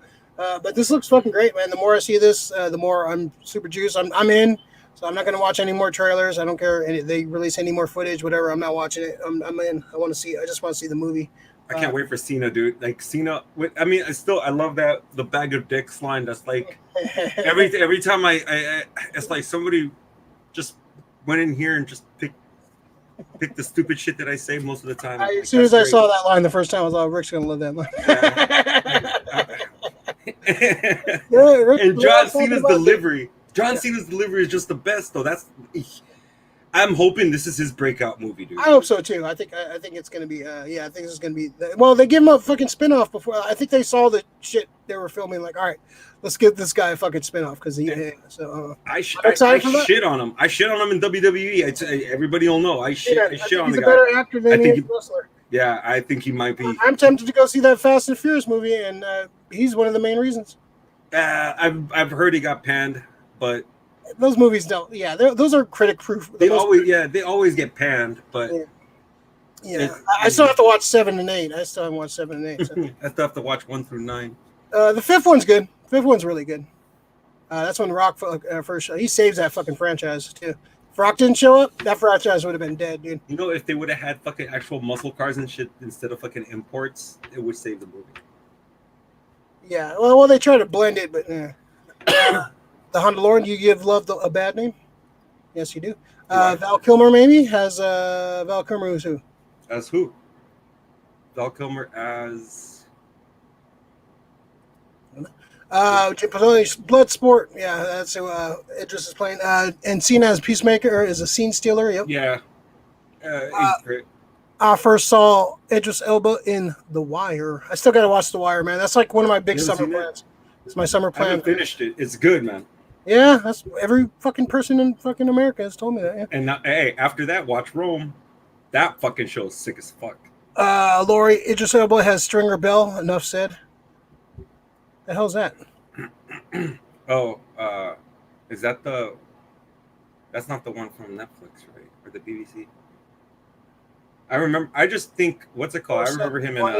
What's up, familia? What was that? I remember in Luther. Luther, he's fucking awesome. And James Gunn had more fun than anyone making it. Yeah, it looks like it. Yeah. Yeah, fucking James Fun. James Gunn looks like he's James Fun, pretty much, you know. Batista and Cena are wonderful actors. Grot Wange, Baba Wattas. Range? Yeah, I think I think they're both gonna. I think they have more range than the Rock. I think the Rock just plays fucking the Rock in every fucking movie, and he's kind of just okay with doing his same fucking shtick over and over again. Like, I can't wait to see Batista in Dune. He's gonna be one of the main assassins for the Harkonnens, dude. He's gonna fucking be dope in that. Yeah, they showed his look. Yeah, he looks pretty. Stringer Bell is his character in The Wire. Okay. Okay. All right, there you go. I gotta watch The Wire. Yeah, Wire's sick. Yeah, Wire's fucking tight. Yeah, it was a fun trailer. I'm in. I'm excited. Yeah. Yeah, August 6th. So yeah, it's a month and a half away. So it's cool. Yeah. Streaming. It's going to be on HBO Max. It is. That's something I'm gonna go see in the theater. I want to see it in the theater. Yeah, I want to see it in the theater. That's something I'm gonna see in the theater. I'm gonna watch it as hella times at home too. Yeah, but I'm gonna go see it in the theater. Yeah, I think I want to see it on the big screen first, and I can watch it with a crowd. Yeah, it'd be nice to see that one with a crowd for sure. You know what? Let's try to make it a point to go. Let's see if we can get a lot of people, dude. Just so we can, because when we can control the actual crowd that goes, less noise is made in the fucking theater. You know, like I don't want to fucking sit in the theater with a bunch of like just talking to fucking marks. People. Fucking marks. Bunch of marks. Yeah, let's try to go that Thursday before. Yeah, do the Thursday night. Out at 4. Yeah. All right, let's do it. Let's do it. Let's do it. Do it. All right, let's see. You want to talk Conjuring first or the Rick and Morty first? Oh, let's do the Conjuring. Let's finish with the Rick and Morty. All right, Conjuring 3. So I saw part 3. The Devil Made Me Do It. Well, I guess we could go non-spoilers right now. Let's see. Lori's in. She's down. Jimmy's in. All right, cool. Sold. Well, we'll let you know when to buy tickets and where to buy tickets. Yeah. All right. So the Conjuring 3, Devil Made Me Do It. This is the third part in the Conjuring main series. There's been offshoots and spin-offs to a lot of the movies. So this is the third one, not directed by James Wan, which is one of the main things I had issues with this movie. It's definitely missing that touch that James Wan had. It was okay. I thought the acting was pretty good. I kind of didn't like the fact that they made her Vera Farmiga like into a fucking superhero. Like they gave her like too much. Like I'm supernatural like all the time now. Like before it was just like little things. Now it's like I'm full blown fucking X-Men character now. I wasn't feeling that. I thought like the subtle way she used her quote unquote powers. It was cool, and the other ones it was kind of subtle. It was just like little, using their psychic abilities, whatever. I thought was cool, but this one they just went full on. I'm one of the X-Men. So I wasn't a fan of that. I thought the last 30 minutes was strong. I thought it was good last kind of like battle fight, whatever. This wasn't written by the brothers that wrote the previous two. That I could see that. This was a story by James Wan and directed by Michael Chavez. Yeah, he did. I remember him now. He did La Llorona. Yeah, which I didn't see. Did you see that one? Yeah. What do you think of that one? It's cool. I mean, it's just. Do you know the story, right? It's just that I grew up with that story, from my mom and my aunt. So healthy fear of nuns. Okay. Yeah. Oh no. That's a healthy fear of don't walk away from your mom or somebody else is gonna take your ass and kill you. Like what? Yeah. So it's one of those things. It's Mexican folklore, and that's the only reason I think I enjoy it as much. It's like I like a movie because they made it about a chupacabra, so it's fucking dope. But I and you're gonna hear it, right? I liked it. There you go. All I need to know. Did you watch? It was the Annabelle Annabelle Cone Zone. That's the one I haven't seen yet. Okay, I just saw that the other day. How's that one? Okay, that's a babysitter at home movie. Like. It's the babysitter's doing stupid shit at home. Her friend comes over, goes downstairs, shouldn't have done it. Does something, doesn't put it back, and so it's kind of predictable, kind of. Yeah, it's just you're just waiting for the parents to come home at the end so you can see all of them just laughing and shit. I'm like, that's what I expected. But how much of the Warrens are actually in it? How much of I think you see them at the very beginning and I think at the end at one point. Okay. So yeah, this follows like one of their most famous cases. This happened in the 80s. I've heard about this case before where this guy pretty much goes insane and stabs a friend 22 times. And basically his defense is the devil. He was possessed by a demon. And so that was like one of the few times in history where that defense has actually So I thought that was kind of interesting. I kind of wish they kind of focused more on that too. Like the Axe team more kind of interesting, them trying to prove the existence of hell and the devil and stuff. That would have been kind of more interesting.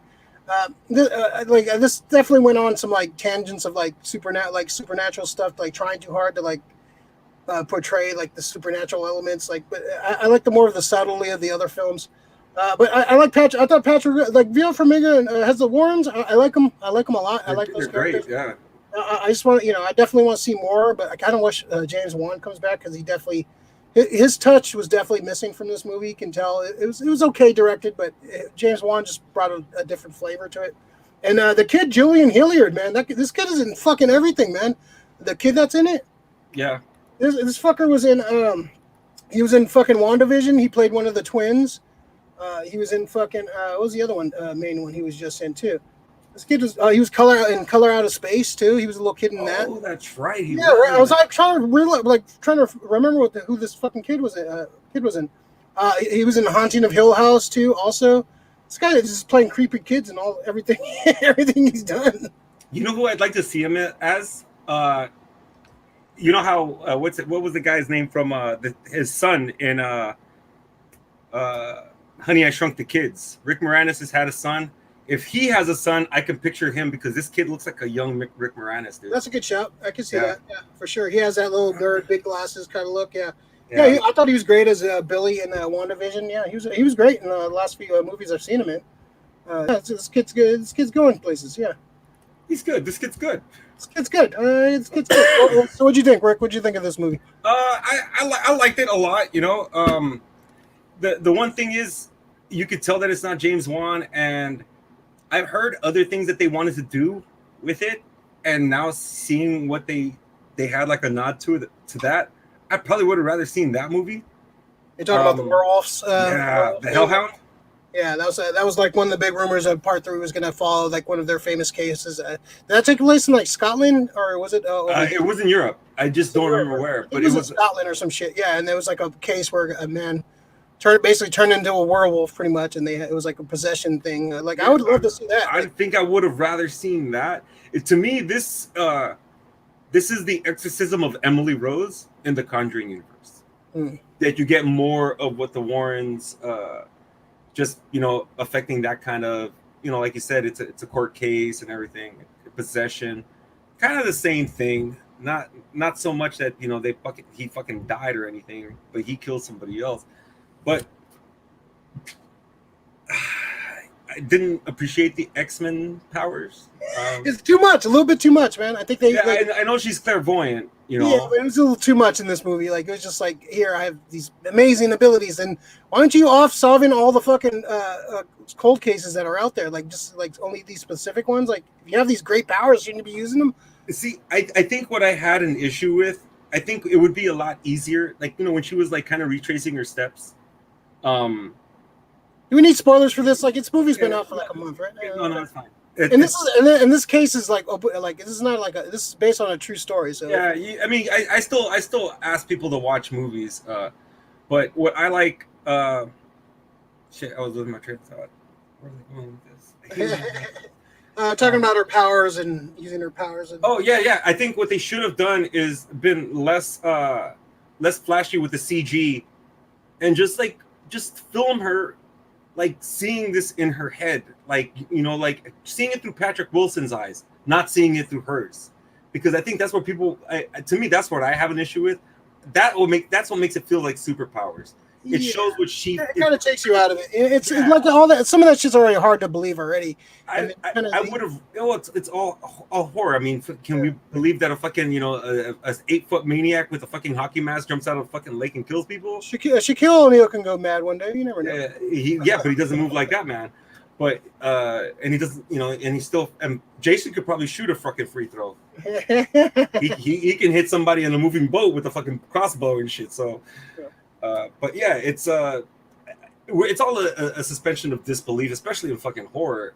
But like, I think I would have rather been a little bit more grounded in reality, seeing it through Patrick Wilson's eyes, just seeing his wife like, oh, and then go this way, and then he's like, what the fuck? Now he has to run after her and shit.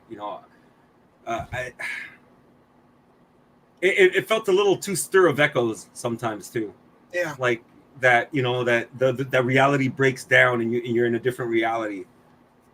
That's cool. It's a cool movie trick, but don't get too intricate with the shit. Yeah, missing the two brothers that wrote the first two. They were very like steeped in a lot of that lore and stuff too, and I think that's part that missing those two guys and missing James Wan directing kind of ruined some of the charm that the first two movies had for me. Like I really liked the first two. I liked the first one a lot, and the second one was good too.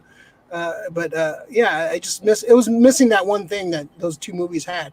It just felt like it felt like one of the spin-offs. It felt like one of the spin-off films, which Annabelle Creation was actually okay. That was Annabelle Creation's fucking great, dude. That was I pretty fucking good. love that one. What was the other one? They had that one, the Nun.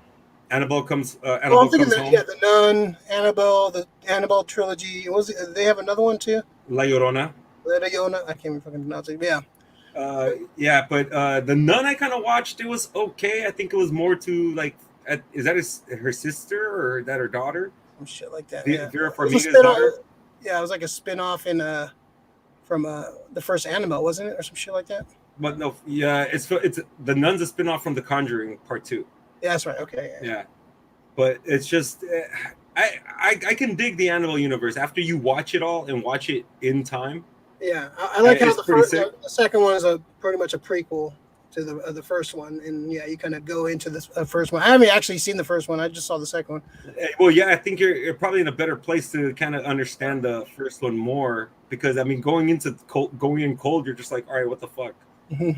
So I mean, I thought we were going to get to see that case that Annabelle was talked about in the first Conjuring, where the college people that fucking actually let it in. I thought we were going to see that shit, but no. See, Jim Pacelli's in, Mike's in for the movie. All right, we're set it up. Let's go. SF Comic Book Co. field trip.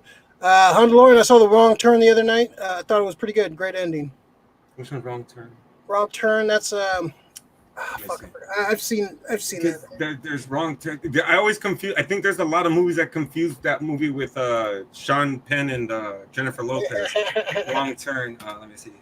Yeah, there's a few. There's like 5 sequels to that movie too. The Wrong Turn. Wrong Turn, Left 4 Dead, film series. Oh, the Appalachian Trail fucking thing. Oh, okay. I haven't seen that one yet.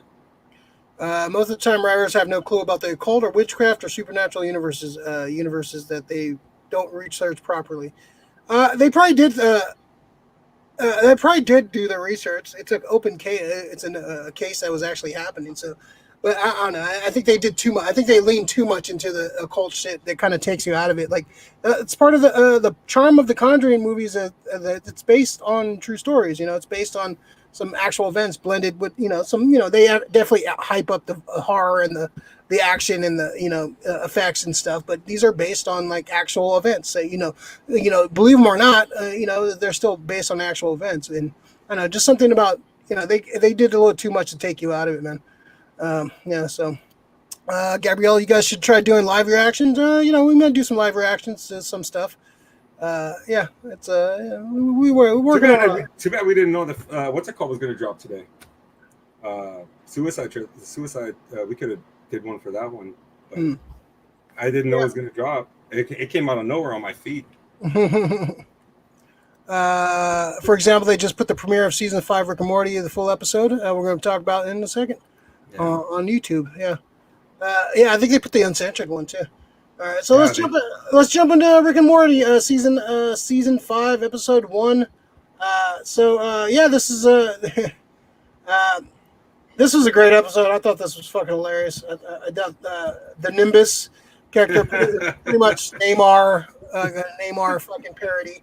I thought it was great. I thought fucking Morty going into the Narnia universe and grabbing the wine and like fucking like upsetting their civilization and fucking going back and forth. And I thought the stuff with Jessica was fucking great. I thought it was great, man. Gaffigan did the voice of the creatures in the Narnia universe. Oh no shit. Yeah, and then what's his name? Actually, fucking Dan Harmon did the Nimbus. I thought it was fucking pretty hilarious, man. I thought like the shit with Jerry and Beth trying to have a 3-way with Nimbus was great. I thought it was pretty interesting, fun episode. Good way to start off. What'd you think of the episode, Rick? Dude, I was like, I didn't get. I think I still haven't seen none of season 4. So Really? yeah, I went from 3, and then I started watching this one. Mr. Nimbus was fucking funny as fuck. I love Rick. I always fucking love Rick, dude. I love the opening phone call with Summer. Fucking Morty was fucking determined that they weren't gonna die, which was fucking great. You know, the best part is when you fucking remember from the beginning how everybody is. I love Summer, dude. He's like, I love how Summer progressed, man. Yeah, Summer's she could have easily just been like the sister, fucking stupid whatever, sister, yeah, throwaway sister. No, she's become a badass. Like he's like Rick actually trusts Summer to like handle some missions for him. And fucking Summer, you go fucking retrieve Nimbus's horn, and when he's fucking watching her on the screen, just fucking like wreck everybody and go ham. I was like, fucking Summer is sick as fuck, dude. I love the Narnia shit was great.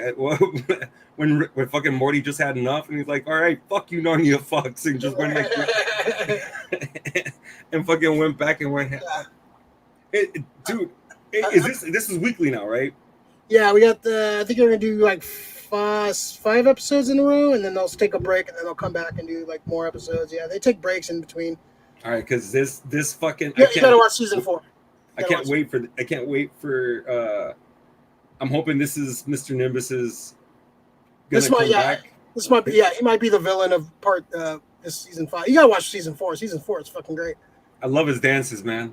I love that fucking wave dance he did to bring everything over and shit with the other shoulders and everything. He controls the cops. No, seriously, he controls the cops. Oh, dude, that's fucking great. So we got that episode start Mort Dinner Rick Andre, like of course My Dinner with Andre parody, which Dan Harmon did in Community, which was pretty fucking hilarious. So the next episode is Mortyplicity. Oh shit, that's gonna be good. Episode 3 is Rick Convenient Mort. And the fourth one, which I'm looking forward to, is they've hinted this in the credits in the previews of the Voltron episode. Gotron, Jerry Sissus, Rick Evangeline. Oh shit! Really? Gotron, Jerry Sis, Rick Evangeline. So that's the July 11th episode. That's the one I'm looking forward to, man. Yeah, that sounds amazing. Fucking Voltron episode. I'm fucking down. Yeah, they've hinted it in the preview and like in the opening credits. Opening credits. I saw that fucking hit the tubes. Yeah, I'm definitely down for that. That's gonna fucking be dope, man. Big Leo 415 live reaction watching GDB episode. Yeah, if you guys are actually on time, maybe I would. No audio issues, man. Damn, man. Can Nip get a good? Nip was sounding like Soundwave last night, man. Jesus. Lord Leo. I agree, Leo. Yeah, get those audio issues. You guys watching MODOK? I watched the first 15 minutes and turned it off. I watched the first 3 episodes. I couldn't get into it, man. I think it's trying too hard to be funny, and just I don't know. I wasn't feeling it, man. I might go back and kind of try to watch it again, but I wasn't. A couple things were like, okay, that's kind of funny, but I don't know. The characters feel like a forest, and I don't know. I think it just feels like they're trying too hard. It's not really that funny to me. So I haven't even started it, and because of like what you're saying, I'm like, I'll watch the first episode probably, but it should be right up my alley. You know, like Robot Chicken. You got Patton Oswalt. You got the Marvel Universe and MODOK. I love MODOK and shit. Like it should be. This show should like made for me. Like. Uncensored comedy, like it's I don't know. I just haven't got into it, man. Like watching 3 episodes, I just no desire to go back and finish them. So, Summer is dope now. The Summer, the character, and the actual Summer that we're living in is dope now. Summer's sick. I like that Jerry's getting a little bit more now. Jerry's I like Jerry, man. He's a fucking. Jerry's fucking funny as fuck. Yeah, they're all great and charming, and like they have their. I like what they did with Jessica too. Like they. You know, she was just like the love interest, fucking, you know, his desire. He finally got that kiss from her, and he finally got close to her, and of course he fucked up, and and now she's a time god. Like fuck off, I'm a time god. So hopefully, I hope we like they end up doing. I root for Morty, man. I feel like I think we all have a little Morty in all of us, man. he's definitely us, man, for sure. He's definitely us fucking nerds, just going on adventures. But yeah, I'm digging it, man. It's good. It's hopefully they have enough to like keep going. Like they have like another, I think 6 more seasons after this. Like so, Really? I mean, dude, they could do stuff from like those comic books that I started reading. You know, They have like they signed a deal for like 75 more episodes or some shit like last year, so they got a lot more to do. And I think this is a show that will take some chances, and they might switch some shit up, and you might see some characters die or come back or go to alternate universes and like kind of like switch shit up and not be afraid, because they've done that. They did that in like the first season. They fucking they killed like like the original families in a whole different dimension and shit. So yeah, I love me some Rick and Morty. Their fans are fucking another issue, but yeah. If they keep this fresh, do you think it can go as long as The Simpsons? I hope not. I don't want to see a show going 30 years. I don't want to see a show. No show should go 30 years, man. How much I love The Simpsons, I don't want to see the Simpsons become, the shit it became like in season. Like it was okay up to like maybe season 18. It was kind of chug along, but then I sticked with it for like another 7 seasons. It was just bad. Like maybe you get like 1 or 2 good episodes during a season, but for the most part, it's just bad. So yeah, I think you need to have an end game. I hope they don't like they do what they were doing with Venture Brothers, but hopefully they don't cancel Venture Brothers like that. Like kind of take some time off and get some stories and shit. Don't fucking force it, man. That's the problem with a lot of shows, man. They force like Curb Your Enthusiasm. He comes back when he feels like he has a story to tell and he has something to do. He'll take like 5 years off, but when he comes back, it's fucking hilarious because he has a story to tell and it's actually fucking makes sense. So yeah, I don't want to see them going 20 years. If they fulfill these seven seasons, whatever they have, 6 seasons, or whatever they have left, and on a big epic fucking movie or some shit, I'm totally down with that. All right. Yeah. Okay. Cool. Yeah. Well, how do you want to see it, man? You want to see them keep going or what? No, I probably see. The whole thing is just there's a lot of relevant shit that they can do. It's just the fact that they can go through dimensions and times and everything. Like, have we seen everything from every single opening episode? There's still shit that they've like showed us that they haven't even touched on. Yeah. So I mean, there's tons of stories. I mean, Rick and Morty, and they're pulling from pop culture. They're pulling from like story. Like doing a Voltron episode. There's so many things you can parody. Like, and Dan Harmon's so like. Have you finished watching Community at all? No, I haven't. Yeah, like there's some fucking crazy episode. Like they did an episode where they flash back to a G.I. Joe. Like the dude's in a coma and he's flashing back to a G.I. Joe cartoon, but he's like stuck in the G.I. Joe cartoon, and it's fucking hilarious. It's fucking funny. Yeah, it's some funny fucking parodies in that show. But it's and they use like the old school voices and the animation and shit too. It's fucking hilarious. Yeah, he knows how to do these kind of parodies, and he knows the pulp culture and stuff too. So I think he's gonna. I think you could rock with it. All right. Rick and Morty pinball is pretty cool. I saw that. I played that Rick and Morty pinball. It's fucking awesome. Yeah. Is it like the video ones, like the Lord of the Rings? I think it's the video ones, but it's cool. It has like it has a lot of shit going on. It's fucking pretty cool. I've played it before. It's fucking awesome. Let's see. Giants El Gigantes. They won again tonight. Did they win? They win. I'll probably just watch the highlights, but I still want to know. All right. Man, Giants are fucking awesome. Yeah, they are. So like and subscribe, follow, all that crap. So we're going to jump to the pool list. Pool list is stuff you picked up, watched, listened to, read, something you want to rant about, something pissed you off, something made you happy, something you want to just talk about and share with the group. So Rick, what's on your pool list this week? All right, so I was going through those 3 books that I got that I read. I'm reading the 3rd part of the Hellfire Gala right now. Okay. I love how it feels. It's kind of like Rashomon. I'm seeing like different parts, different things, operations going on, who's doing what and which time. It's pretty dope because you in one scene you see Thor having a drink, but he's in the background, and then in another book you actually see the interaction that's going on with Thor in that little conversation, which I found fucking dope. I was like, all right, that's kind of cool. What was the other one? I read the Booster with the the Flintstones. Yeah, that was pretty fun. It was interesting. I love the fact that Crabulon from Omega 6 came back from the Who show that he was at and fucking saved Booster. That was fucking dope. The one thing I do have a gripe with is that fucking Jetsons thing in the back of that. I don't know if you read that. I didn't read that part, no. Okay.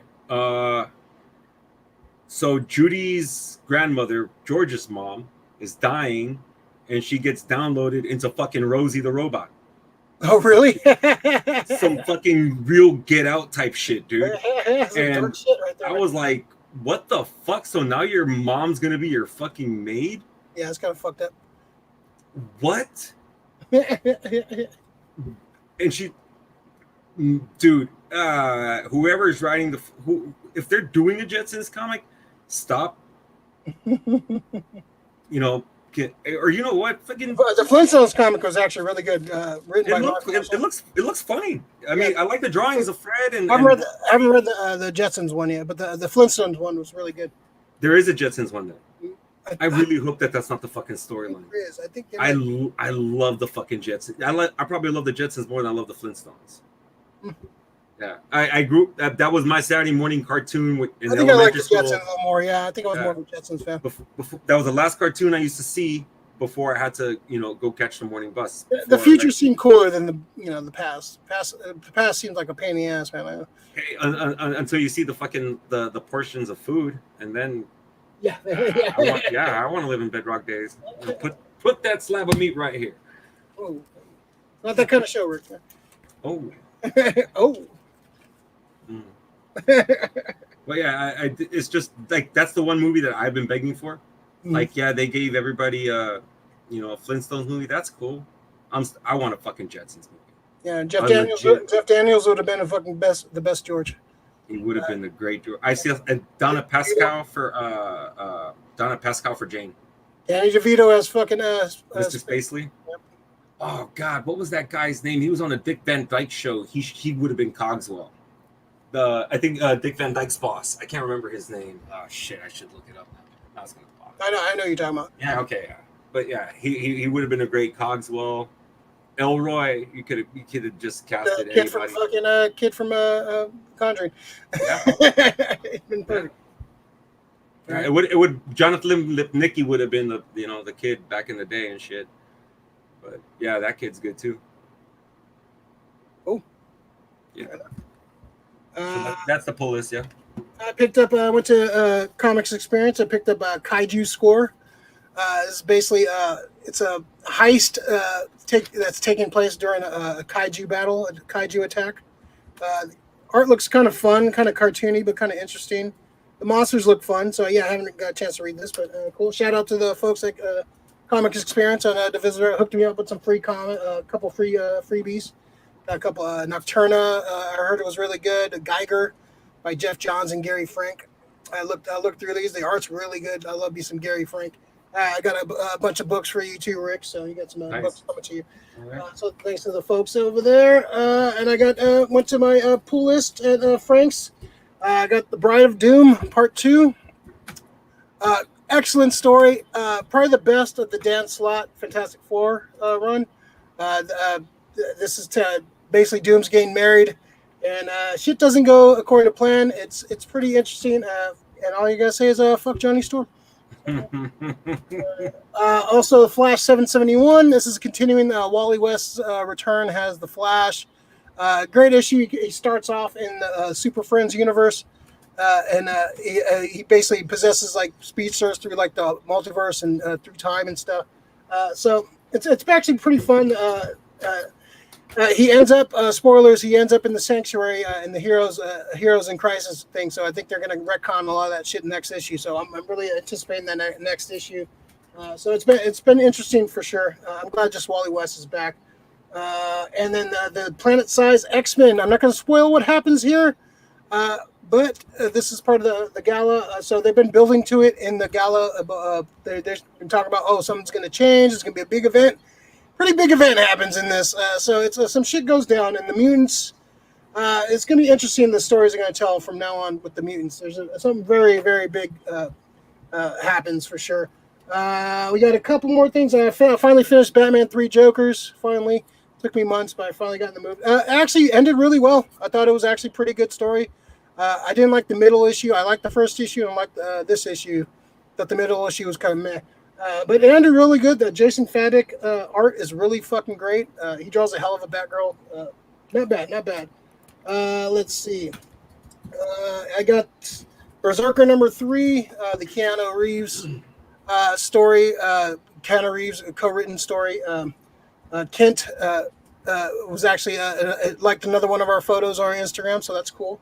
Nice. When I posted this, so that's cool. Get some street credit. Actually, I think this is one of the better covers of the series, for sure. Cool, badass cover right there. I'm digging it. I'm liking it. I'm really liking where it's going, man. I can't wait to see when they actually make the movie. They got some more. Peach Minoko's doing the Demon Days. This is the second part of her series. She didn't do the cover, but it's an amazing cover right there. Yeah, very cool cover. Yeah, Peach Minoko's on fucking fire right now, killing it. Okay, I'll save that for my hidden gem. What if Secret Wars? This kind of takes place during the first Secret Wars, where Doom keeps the power cosmic from Beyonder. It's an excellent story. Very cool retelling of Doom's origin and kind of what would happen if he kept the Beyonder's powers. And a couple flicks this week. I got picked up Gorgo. Gorgo is like the English version of Godzilla, pretty much. This came out with 1961, so about 6 years after Godzilla came out. I haven't watched this movie in years. I can't wait to get back to this. Charlton Heston's Earthquake. This is one I haven't watched in a long time. This is during the time where they were just making disaster movies. Yeah, like Tower Inferno, Poseidon Adventure, these big budget Hollywood disaster movies from the 70s. I love these old movies, man. These are great. Music by the great John Williams.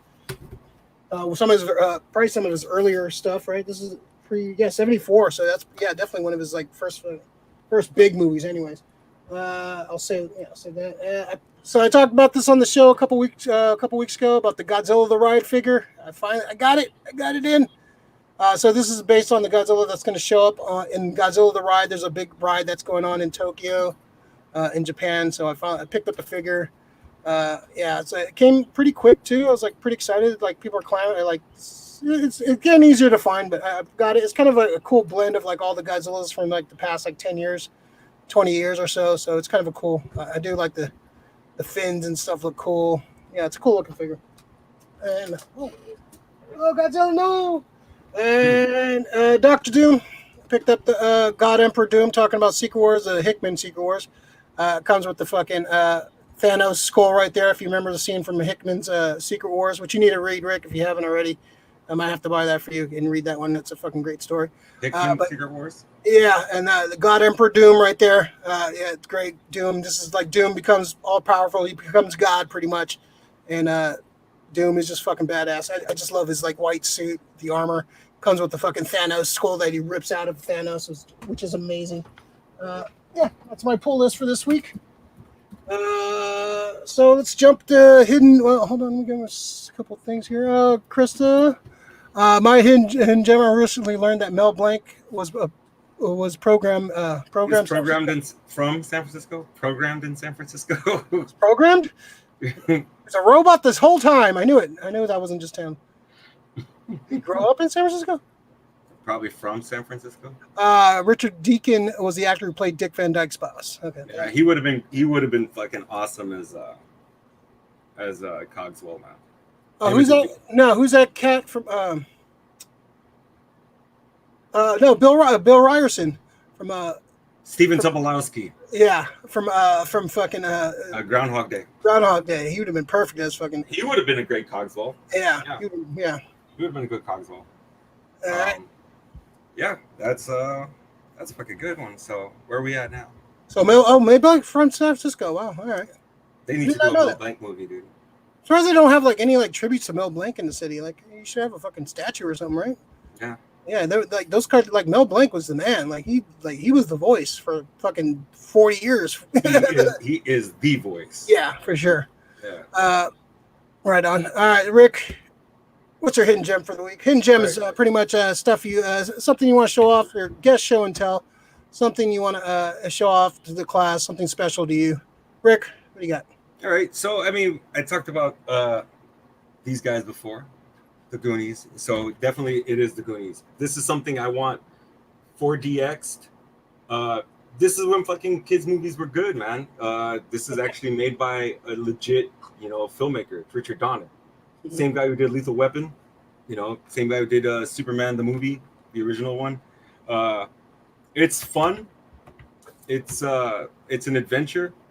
It is a kids movie, you know, but I just, for me, it holds a special place in my heart. I mean, me and my older brother could watch this all the time. I remember just us. I mean, I think this was the year it came out. We were at the movies every single day, like at the movie theater, the Sarah Theater near DMV, before they tore it down and made a coffee shop out of it. But that used to be the spot we used to go, and we would watch the Goonies every day. And the first scene, you know, you see like a suicide in a cell. Like, we're like, what the fuck? And it's a kids movie. Yeah, I mean, because the thing is, they didn't talk down to kids back then. Yeah, no, exactly, yeah. And they made movies for. They didn't say let's make movies for kids. They were just like, let's make movies. Yeah, they'll have kids in them. Yeah, like, but they had an edge. These are not kids that just like, oh, we have to perform. You know, kids.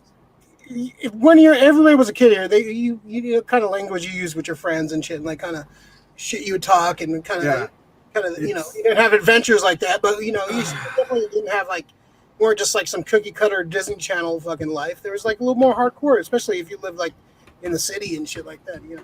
So I think for me, yeah, I want people to, you know, if you have kids, if you guys have kids, or you know, your kid yourself or whatever, check this movie out. Anybody can watch this. You can watch this with, you know, like a 5-year-old, 4-year-old. It's not scary. It's a fun movie.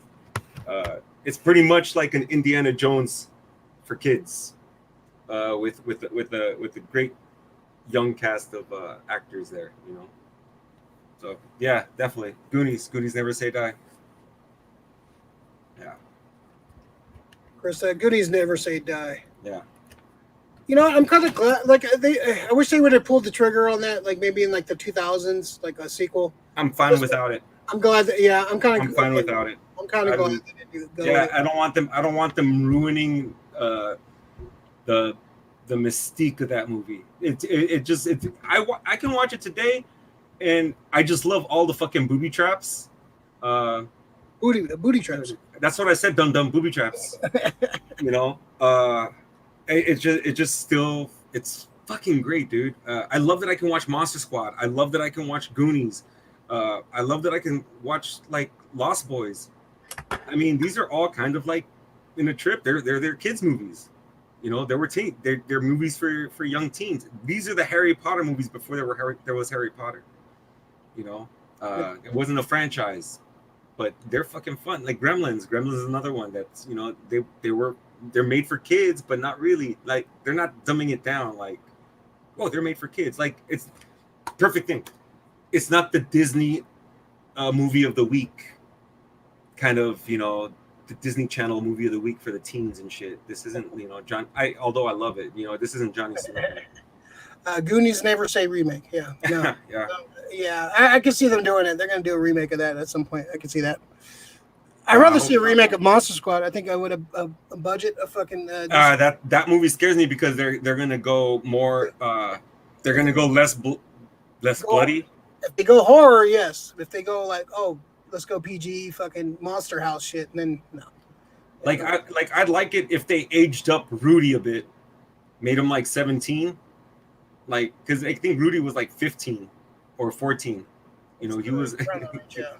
Yeah, so I would like it if they like maybe aged them up a little bit more.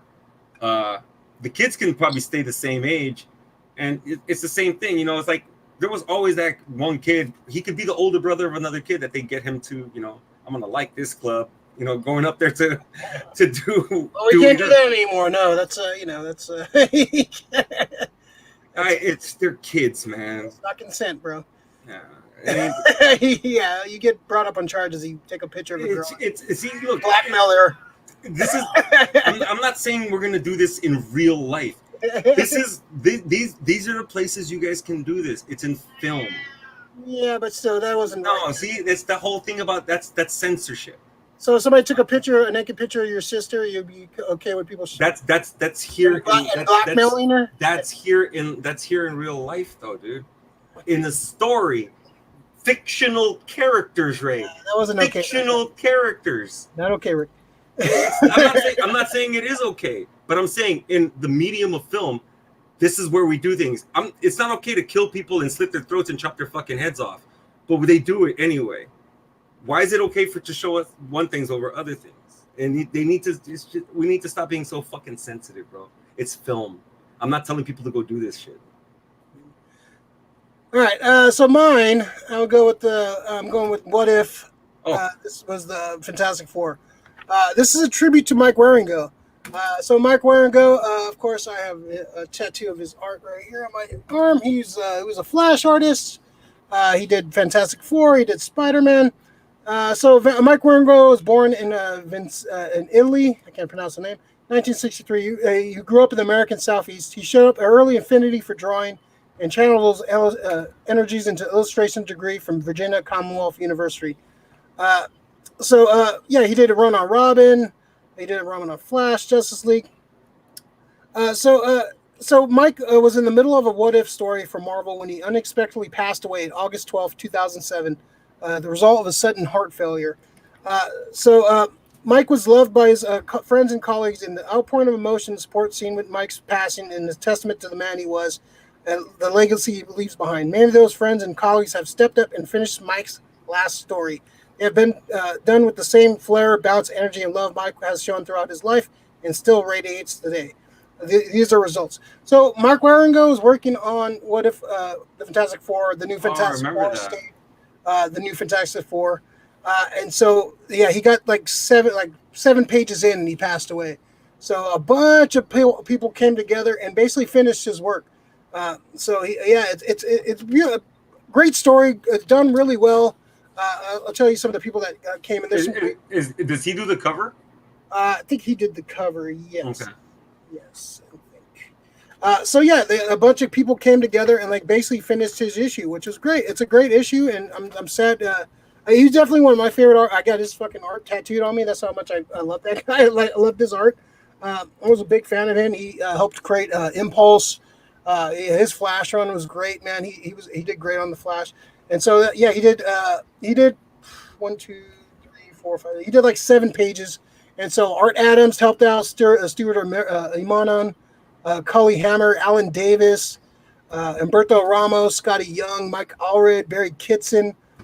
They all came in and finished his book. He finished his story, kind of done in almost his style, but mostly their own. It's a beautiful book. The fact that they all came together and helped finish his work, his last work.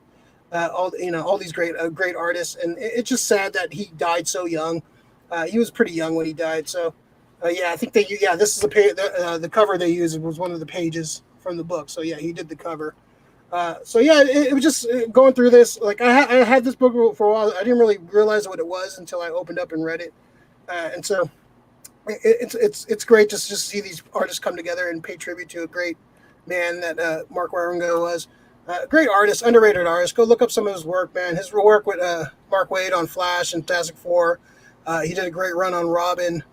He just had a great style, high energy. It was cartoony, but in a high energy style. Just one of my favorite artists of all time, man. And it just, it sucks that he died so early, but it's cool to see his friends and colleagues come together and finish his last work. And New Fantastic Four is one of my favorite runs, and they said in one of the pieces that's one of his favorite runs, the New Fantastic Four with Walt Simonson writing and Art Adams drawing. So the fact that he got to do this and it was his last work and his friends came together to finish it, I thought it was a beautiful fucking piece of fucking work. So if you can find this, and it's part of the Heroes Initiative too, they kind of put it together. So if you can find this, I would recommend going out and reading it. It's a great story on its own, even if it didn't have all the burden of Waringo's death on it. But it was a great story and great what if issue. Just one book. Just one book, one and done. Kind of just continuing, basically, if you remember what if the New Fantastic Four, right? So the fake Stu Storm, the Skrull, kills the Fantastic Four, and basically she murders them, and so they basically have to take up the reins of the Fantastic Four. And it's been done a couple times, what if they stayed together and all that. But I thought this was done quite well, and so it was a great book, man. Good read. Yeah, that's a squad right there, man. Yeah, one of my favorite squads for sure. Yeah, those books are great. They're legendary books, man. So Mark Waringo, man, go check out his art, man. Great, one of the great art. And the Hero Initiative does a lot of good work for artists and stuff too. So check out some of their charities and stuff. Well, Rick, emotional up and down show. So much fun. It always is fun. We accomplished so much today. I'm going to start a GoFundMe for my Fantastic Four Mezcos. We got fucking. We got a bunch of shit on the pipe we're going to talk about. Sad about Mark Waringo, another good artist who passed away too young. Is artist Seth Fisher. Yeah, he had a tragic day. Yeah, didn't he like fall out of a building or some shit? Yeah, he was. Shit. He had a fucked up. Yeah, he died weird. Yeah, he had a weird death. He had a fucked up death. Yeah, too young for sure. All right, Rick, anything you want to say before we get the hell out of here? No, Giants are in first. Fuck the Dodgers and fuck the Padres. Yeah. Check out some more videos. I'm still got to work on that Dan DuckTales video. We're still working on the top 10 directors at some point. Hopefully this week, get that done. It's just too much shit going on, man. We have lives and we're actually getting to live them. So it's like, we're trying to get to more shit. Look out for the Loki review about noon tomorrow. That's going to be fun. I can't wait for Loki's been good, man. What have you been thinking about Loki, Rick? I fucking dig it, man. Yeah, it's good, man. I think it might be the best. It's because of the cast. I love Owen Wilson and Hiddleston, like how they just like play off of each other. It's perfect. It's Nolte and Murphy, man. Yeah, they're perfect together, man, for sure. Yeah, it's a good pairing.